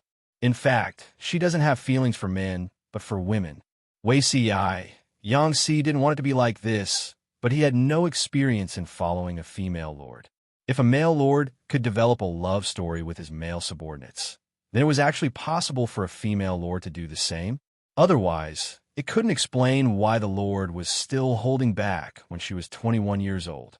No matter how good-looking Wei Si was, it was an indisputable fact that he was 27 years old. It's not impossible to think of it this way. Commandant Jiang is crazy, and Bai Yuexia seems to have fallen for it. Yang Si continued to say to himself, regardless of whether the Lord likes men or women, by right, this matter should have nothing to do with us officials. However, the young master is nowhere to be seen. If the Lord is obsessed with women and can't extricate himself, won't such a great foundation be destroyed overnight? This matter will have a great impact. After Bai Yuexia appeared, she and the Lord ate and lived together, went in and out together, and the two of them always had endless topics to talk about. His lord had always been tender and protective of the fairer sex. Bai Yuexia suffered a lot because of her ugly appearance, so she could win the lord's love the most. They were so close that Yang Si was so worried that he shaved off his hair. Wei Si already had a knot in his heart about Bai Yuexia, but Yang Si just had to step on his sore spot. You're thinking too much. The Lord and her are only discussing the attainments of heavenly works. That Bai Yuexia was once taught by the great son of the school of Moism, so she can be considered half a disciple. If her talents can be put to practical use, who knows how many people will benefit in the future. It's only right that the Lord values her. Wei Si's words were both to convince Yang Si and to comfort himself at the same time. But you're right, we can't help bad trends. Yang Si squinted and smiled. How can we curb bad trends? I'll write a letter recommending Bai Yuexia to go to Wanzhou. The front line is dangerous, and she's not a female soldier in the female battalion. It won't be good if something happens to her. Wei Si said with a serious face. Zhang Ping is also a disciple of the school of Moism, and his attainments in heavenly works are not low. If the two of them work together, they'll be of greater use. Zhang Ping. Yang Si thought of Zhang Ping's character and couldn't help but feel sorry for him. For a black-hearted person like Wei Si, all friendships were empty. Zhang Ping had met the wrong people in his life and made a bad friend who pushed him into the fire pit. Didn't Wei Si's conscience hurt? Yes, he's quite suitable. They're both good-looking and talented. Yang Si sighed. Zhang Ping, the model worker far behind, sneezed. He'd been sneezing for the past few days, and he didn't know who was thinking about him. Yang Si's imagination ran wild, but Bai Yuexia and Jiang Pengji were really innocent. The latter saw that Bai Yuexia was quite intelligent and had an active mind, so she cherished her talent and planned to train her well. Just as the audience in the streaming room said, if the country was built in the future, this girl might be the best candidate for the Minister of Works. The progress of society was gradual. After certain conditions were met, it would naturally enter the next stage. When Jiang Pengji unified the 5 countries in the future, she didn't intend to be special. She still used the imperial system, not because she liked power. How much power could a small farm have? It was only because the imperial system could command power and have the right to guide the development of the entire society. Her will was the will of the entire empire, and no one could defy it. The development of society couldn't be separated from the progress of science and technology. Jiang Pengji didn't think that she could complete the thousands or even tens of thousands of years of human evolution on her own, but she could use the power in her hands to leave the seeds of science and technology in the world and protect them to grow and germinate. As long as they saw the benefits of science and technology and enjoyed the value it created, no class could ignore its appeal. Even without Jiang Pingji's protection, it could still have the soil to survive. Bai Yuexia in front of her and Zhang Ping and Wan Zhou were all seeds that she carefully cultivated. Thinking of this, Jiang Pengji's gaze became gentler and more intimate. Bai Yuexia, who was sitting opposite, blushed under her gaze and her heart beat faster. If the Lord was a man, all the women in the world would fall for her. Bai Yuexia took a sip of the tea that Jiang Pengji brewed and felt her whole body full of strength and vitality. Before seeing her idol, Bai Yuexia was perturbed and flustered. She was afraid that Jiang Pengji would despise her appearance. And, at the same time, she was worried that the real Jiang Pengji couldn't compare to the virtual image in her mind. If that was the case, wouldn't she be disillusioned? It turned out that the real Lord was better than the her she imagined. She was so good that Bai Yuexia didn't dare to imagine. She was obsessed with the celestial machines, and many thoughts could only be bottled up in her heart. But in front of the Lord, she didn't have such concerns. She could talk freely about her ambitions and thoughts.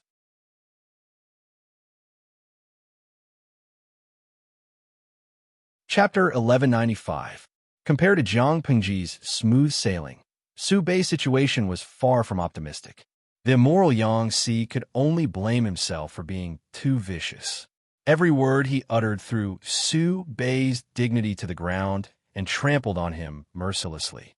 Su Bei had never been a broad-minded or open-minded person. On the contrary, he was meticulous and sensitive. He would think of all sorts of things at the slightest sign of trouble. His imagination was very developed. There were advantages and disadvantages to such a personality. In the current situation, the disadvantages far outweighed the advantages. Because he was meticulous and sensitive, Su Bei liked to get into a dead end. Once he got in, he couldn't get out. Yang Si fanned the flames from behind. Every day, he ordered the orderly to use a specially made bronze loudspeaker to shout curses outside the mountain-earned city. His voice could pass through the city walls and float into the city. Su Bei's morale was high. From his initial rage to his subsequent illness, he was bedridden. Yang Si, this fellow, had contributed greatly.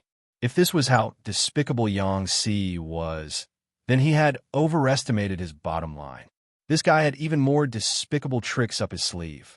A normal scolding could no longer satisfy his restless heart. He searched for talents in the army and finally found a guy who had been a ventriloquist in his previous life. Yang Si made him perform a ventriloquist performance in front of the Barbican in the middle of the night. He even made 100 people cooperate with him. The guards of the Barbican were speechless. "I have a curse that I must shout in Yang Si's ear." After repeated torment, they were already exhausted. However, they dared not slack off. They were afraid that the other party would seize the opportunity to attack the Barbican. Yang Si grinned. "Han Yu is the most cautious person. After 3 to 5 days of trouble, I'm afraid they will collapse." Even a man made of iron had to sleep, with him tormenting the guards of the Barbican. Even if Han Yu was extremely capable, he would still be badly battered. Li Yun's smile was a little forced. He once again got to know the military advisor Yang. As expected, when these scholars started to act coquettishly, no one else could do it. According to the scouts' report, the number of deserters in the Barbican has increased significantly. Actually, they could still struggle at death's door by staying in the Barbican. However, Yang Si was too despicable and coquettish. The soldiers were constantly in a state of tension. After a long time, their essence, qi, and spirit would be greatly depleted. If they didn't desert, they would either die or go insane. Yang Si snorted softly and said, "If Su Bei wasn't such a hypocrite, how could he have succeeded so easily?" As the saying goes, men are afraid of entering the wrong profession, and women are afraid of marrying the wrong man. Han Yu didn't choose the wrong profession, but he followed the wrong person. Su Bei could act for a while, but could he really act for a lifetime? Obviously, he couldn't. Speaking of Han Yu, Yang Si felt it was a pity that he trusted the wrong person more than once. Many people could only share the hardships and not the joys. Su Bei was a typical example. When he was still a nobody, he worked hard to set up his image and coax Han Yu to help him. When he was at his peak, he revealed his fox's tail. He had already succeeded in suppressing Su Fei step by step, so he didn't need to disguise himself and put in the effort to create a public persona. Su Bei's behavior was the exact opposite of Han Yu's Dao. How could the two of them not be estranged? Yang Si understood Han Yu. He understood how painful it felt to have his Dao trampled on by his master. Because what Han Yu was facing now was exactly what Yang Si had experienced. When Yang Si became an official and assisted Prince Changsho, he was sincere at first. Prince Changsho respected the virtuous and treated the poor scholars kindly. Every year, he would allocate a large sum of money to help the poor scholars. Every time there was an assessment, Prince Changsho would generously give up his hot spring hotel in Jishan Hot Spring for the scholars to hold gatherings and poetry meetings. All the expenses were taken care of by him. He had also built quite a number of tea houses, specially opened up a place for the students to display their talents, and provided books for the students to read. If there was a student who performed outstandingly, he would even specially recommend that student and give him the first brick on the road to success. To be honest, was Prince Changsho not a wise ruler? Yang Si was attracted by Prince Changsho like this. He recommended himself to be his right-hand man and help him strategize.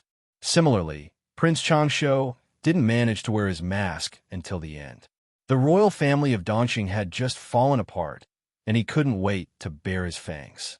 Recruiting the poor was only for the sake of setting up a public persona and accumulating prestige. Rather than saying that he valued the poor, it was better to say that he valued his connections. To him, the poor were just used and then thrown away. Yang Si looked at everything coldly and decisively escaped. Before he left, he even tricked Prince Changsho. Compared to Yang Si's decisiveness of "if you don't have a heart, I'll stop," Han Yu wasn't as carefree. Or did he still have some expectations for Su Bei? Looking at Shanwu City from afar, Yang Si murmured. Li Yun didn't hear it clearly and asked, "What do the military counselors say?" Yang Si asked meaningfully, "Does Han Mei like hypocritical people?" Li Yun shook his head. "Who would like a hypocritical person?" Yang Si laughed. "But what if this hypocritical person insisted on being a hypocritical person for his entire life?" Li Yun was puzzled at first, but then he realized, what's the difference between being a hypocritical person and being truly kind? Yang Si laughed. There's really no difference. Whether it was Su Bei or Prince Changsho, if they could persist in setting up a public persona for their entire lives. So what if they sacrificed their lives and gave their all to assist them? They were equally willing. Unfortunately, both of them didn't persist, so it was expected that they would be abandoned. Before Yang Si left, he said, "Continue to monitor the movements in Shanwu City." Han Yu isn't someone who would resign himself to death. Thinking of Han Yu's face and clean temperament, who would have thought that this refined and elegant young man would have such a ruthless side? He was a ferocious beast. Even if he was on the verge of death, he would save up the last of his strength to bite the flesh of his enemy. He would never be a coward. Yang Si was certain that Han Yu would definitely strike before Shanwu City collapsed, and it would be a ruthless move aimed at the vital parts. But what would Han Yu do? After several days of deployment, Han Yu hadn't had a good night's sleep for a long time. Apart from the clamor outside the city, there was also the mental pressure. He and Chung Sun came out of the mayor's residence one after the other. He immediately saw Xie Zhe standing outside to ensure their safety. Han Yu lowered his eyelids to hide the disappointment in his eyes. Su Bei had already been forced into a desperate situation by Jiang Pengji's successive tricks. Now he was even more paranoid. He heard that the general had strong yang energy, so he asked Xie Zhe to guard his residence and suppress the yin energy. Because Xie Zhe was his brother-in-law and had a good temperament, there weren't many objections. However, Han Yu was still disappointed. Because Chung Sun was by his side, Han Yu didn't show his emotions. Xie Zhe stepped forward and said, "Counselor, does the Lord have any instructions?" Han Yu didn't speak, but Chung Sun said, "The Lord has ordered Captain Xie to lead the operation." Xie Zhe frowned slightly. and a trace of worry flashed in his eyes. "It is my honor that the Lord is willing to entrust me with such an important task. I will not let the Lord down." Chang's son had other matters to attend to, so he left first. Sieze walked Hanyu to the door and turned to look at the door. "If anything happens to me and the Lord is able to solve the current predicament, I would like to ask the counselor to take care of the old and young in my family." Sieze lowered his voice and looked at Hanyu sincerely. Hanyu said lightly, "I will."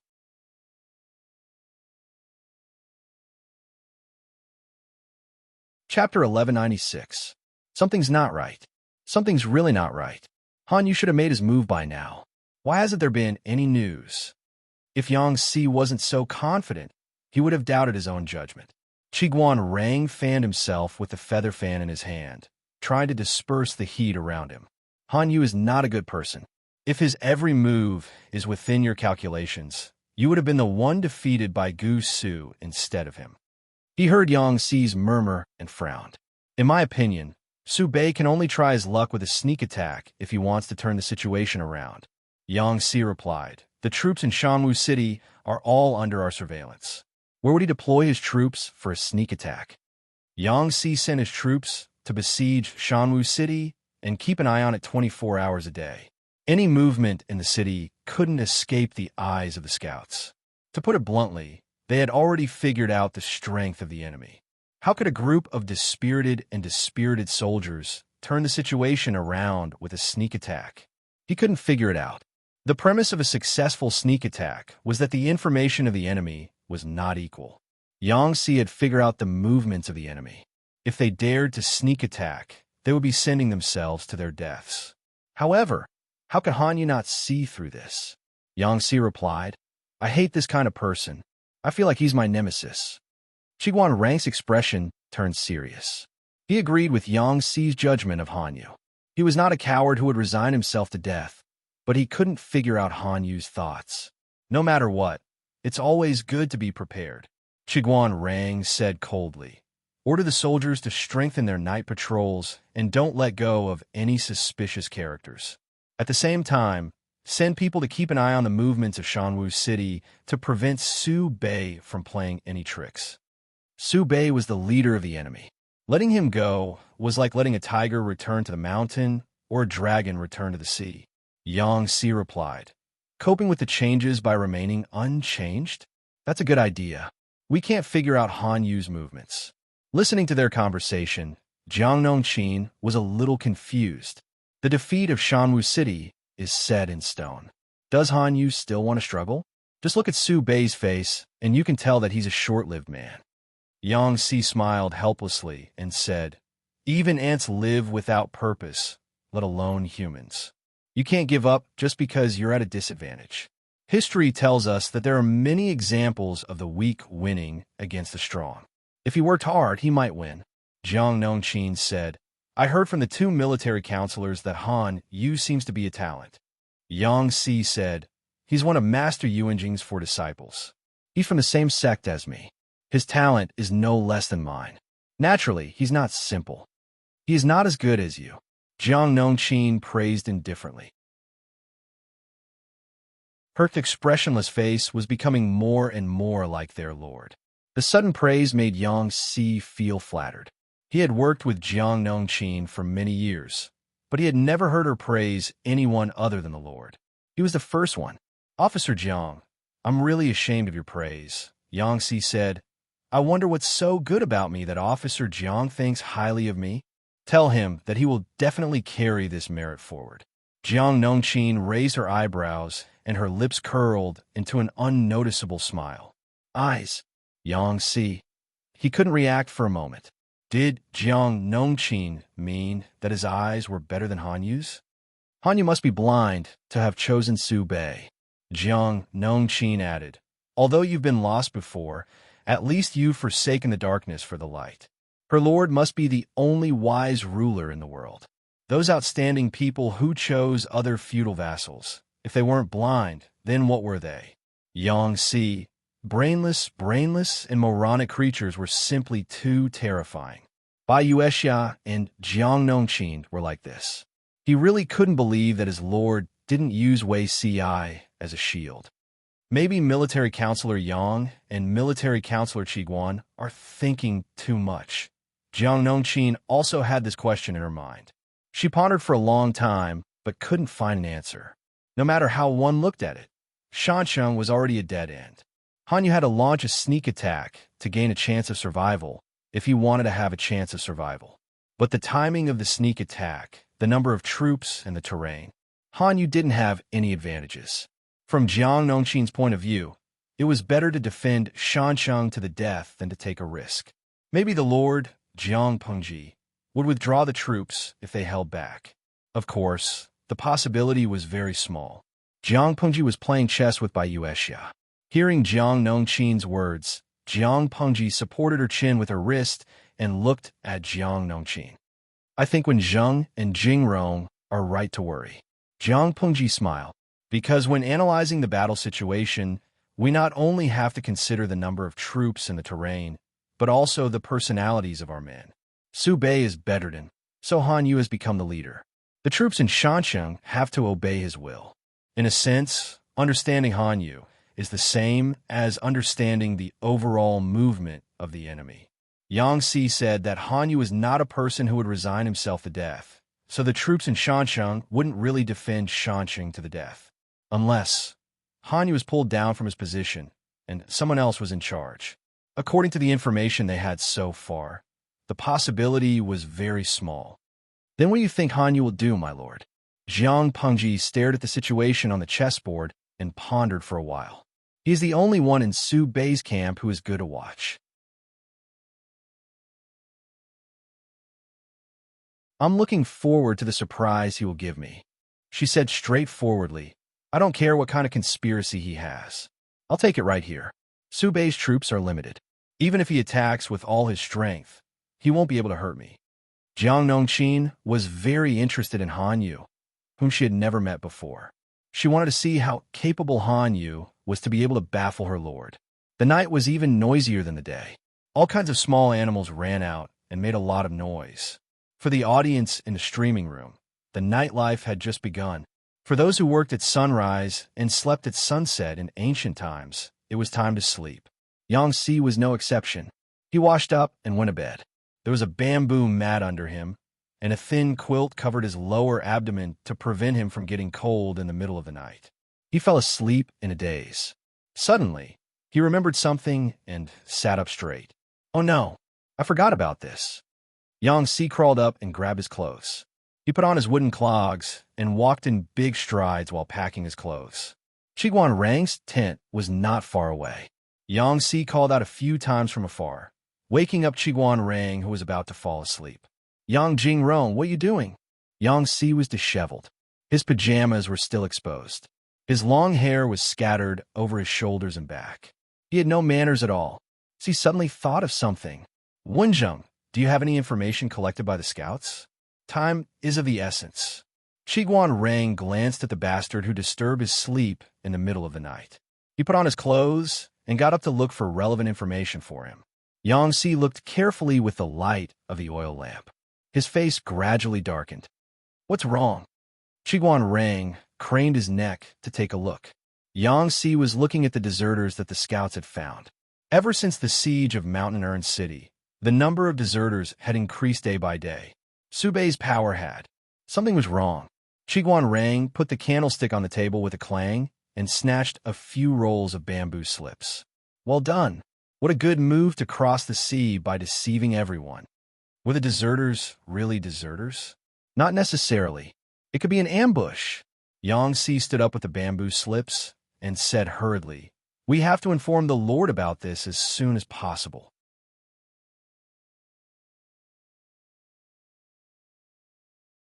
Chapter 1197. What a good Han Wenbin. When did he start plotting this? In his shock, Yang Si took a big step forward and almost stepped on the outer garment that had slipped off his shoulder. If Qiguan Rang had not been kind enough to hold him up, he would have fallen. With great difficulty, he steadied his feet. His eyes widened as he stared at the orange-red flames burning in the central camp. The orange-red firelight was like colorful ink, forcefully and domineeringly spreading out on the black cloth of the night. Qiguan Rang calculated the time in his mind and found out that Han Yu had planned this before Su Pei entered the Barbican. In other words, Han Yu advised Su Pei to retreat to the Barbican to stabilize the situation. At the same time, he planned the ambush to turn the situation around. The army surrounded the Barbican to deplete their morale and increase the number of deserters. The more deserters there were, the lower the morale of the army and the lower the combat power. Unexpectedly, Han Yu took advantage of this. He put on a show to confuse them and asked the soldiers to pretend to be deserters to leave the Barbican. The deserters were young and strong. After they left the Barbican, most of them became refugees and bandits. A small number of them sought refuge with Jiang Pengji. Of course, they were the deserters of the lowest level. They couldn't meet Jiang Pengji at all. They were recruited as ordinary soldiers. For the sake of safety, these deserters would be put on probation for a while. They wouldn't be allowed to go to the battlefield. The most they could do was to do some trivial things in the rear, such as washing clothes, setting up camp, and carrying weapons. They wouldn't be allowed to touch things like water and grains. Even so, Yang Si and the others still fell into the trap, and Han Yu achieved his goal. The deserters behaved themselves. They only worked in a certain area and didn't show any flaws. When a signal was given, they gathered together and robbed the enemy's weapons, which caught the enemy off guard. The number of deserters who surrendered to Han Yu was not large, but it was not small either. Their sudden attack gave Han Yu the upper hand. Xie pretended to be a deserter early in the morning and successfully met with the bandits and refugees outside the Barbican. He acted according to Han Yu's plan. He was worried about the lack of weapons, grains, and horses. He didn't expect that Han Yu had already prepared them. At this moment, Xie vaguely understood why Han Yu insisted on defending the Barbican and refused to fight no matter how the enemy cursed him.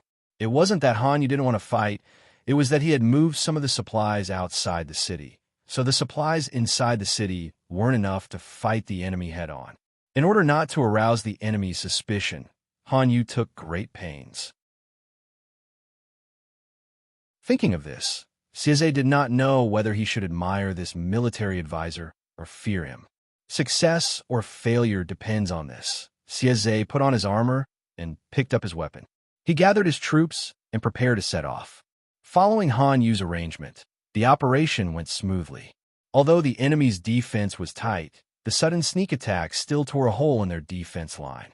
He ordered his soldiers to burn down the tents and create chaos.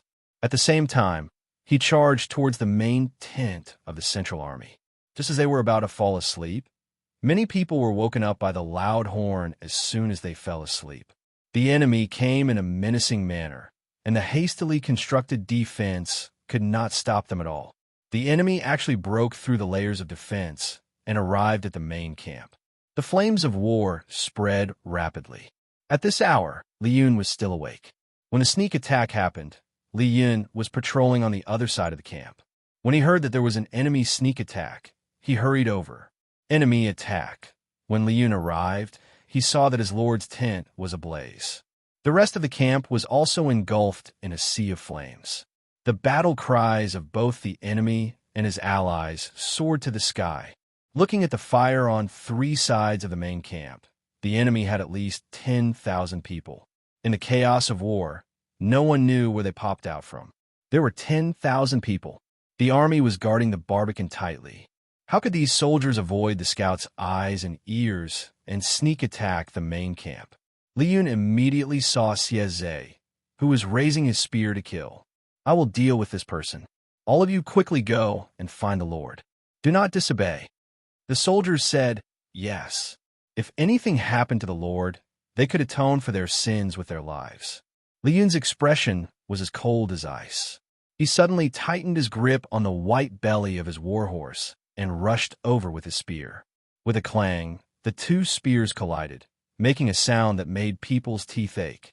Li Yun skillfully pushed away Xie's attack with his wrist and blocked his killer move, saving one of his soldiers. Xie, it's actually you.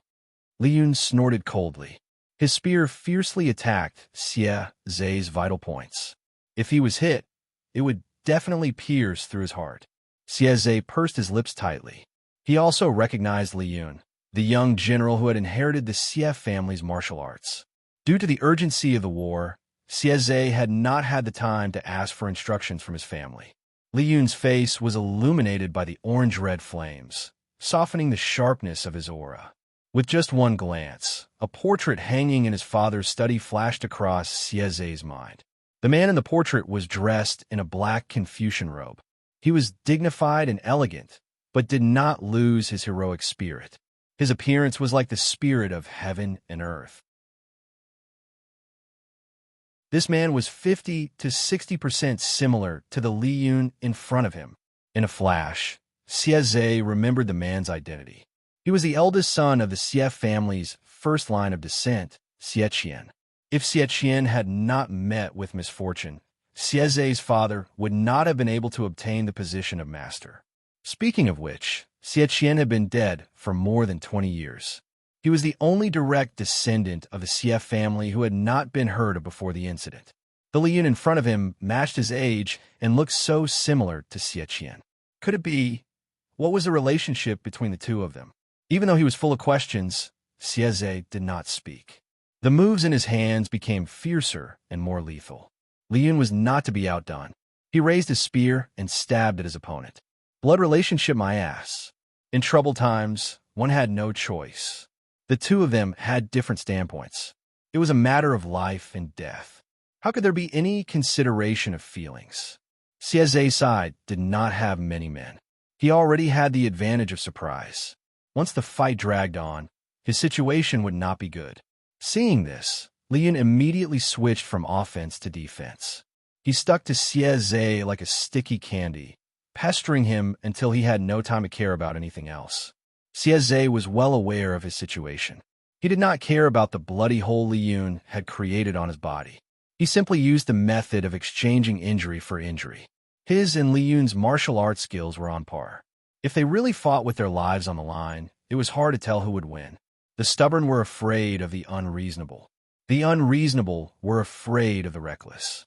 Xie was determined not to care about his life. Li Yun was in a dangerous situation. Fortunately, this was Li Yun's home ground. Xie could not kill him without interference. Not long after, Xie was covered in wounds. Bright red blood flowed from his wounds. You are quite calm. Are you not afraid that Lu Shi will be buried in the sea of fire? Once Lu Shi dies, how can you lowly insects trap the flood dragon? Xie asked in a hoarse voice as he panted heavily. If it was not for Li Yun's excellent hearing, he would not have been able to hear such a chaotic scene. Who did you say would be buried in the sea of fire? Jiang Pengji's voice traveled into their ears.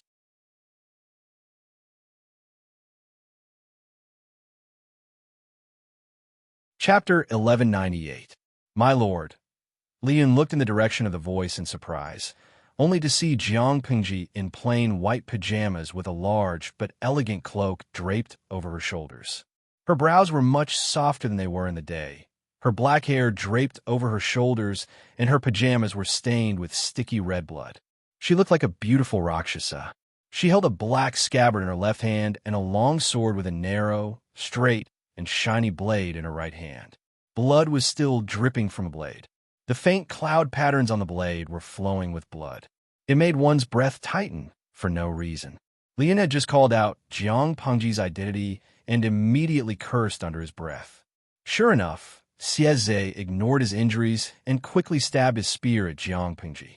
The silver-white body of the spear drew a dazzling light in the air. Xie's spear skills were outstanding. He used his strength to deflect the soldiers in front of Jiang Pengji and aimed the tip of the spear between her eyebrows. Li Yun followed closely, but Xie's explosive strength was astonishing. He completely disregarded his own life. Even a stab from the spear did not make him pause. Everything happened in a flash, so fast that the bystanders could not react. Jiang Pengji was not in a hurry. Her calm eyes did not stir a single ripple. She flipped her long sword and used the scabbard to block Xie's all-out attack. She turned around and somersaulted in the air, her long legs stepping on the tip of the spear. Xie felt an unshakable force hit the body of the spear, forcing him to fall forward. Hame, what are you panicking for? Jiang Pengji snorted, but did not loosen her foot.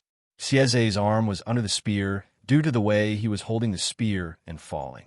Jiang Pengji was stepping on the spear, so he could not move. Of course, the people around him did not give him a chance to fight back. In the blink of an eye, several long swords were pressed against his neck. Li Yun was pale from the scene just now. He quickly put away his spear and asked for forgiveness. I don't blame you. Get up. Instead of asking for forgiveness here, why not kill a few more enemies and make up for your mistakes?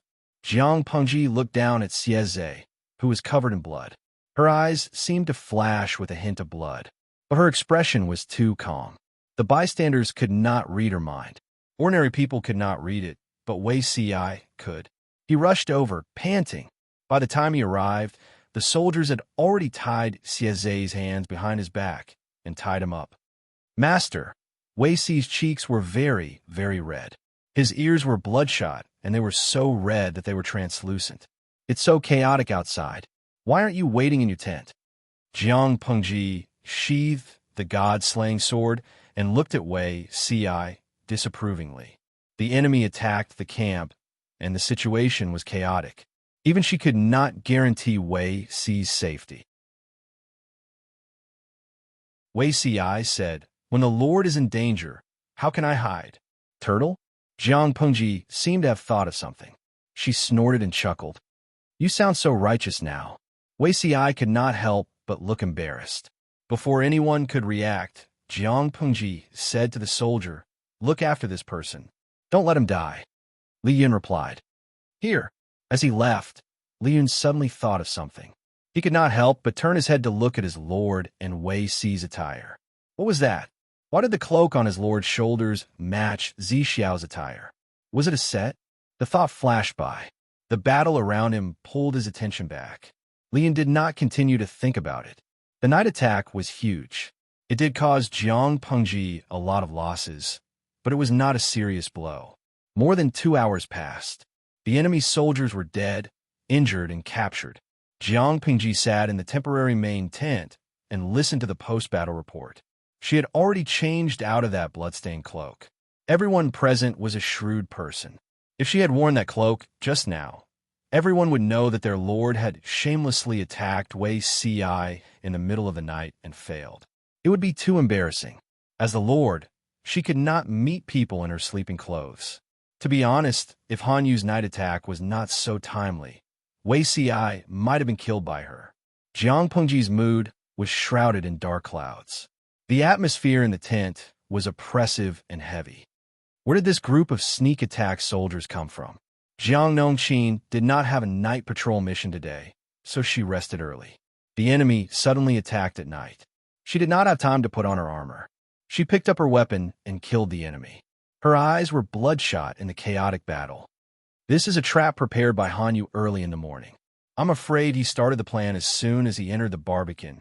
Yang Si said, I sent people to torture the captives. The conclusion we got also confirmed this speculation. Han Yu ordered the elites to pretend to be deserters to avoid the scouts and lower the alertness of our army. As the two armies were in a stalemate, the number of deserters gradually increased. The number was not too small, but not too large either. It was all within Yang Si and the others' expectations. Because of this, the people did not look at the deserters suspiciously at first. Sneak attack the main camp of the main army. What a beautiful plan. If the Lord was not in the main camp and had superb martial arts skills, Han Yu's plan might have succeeded.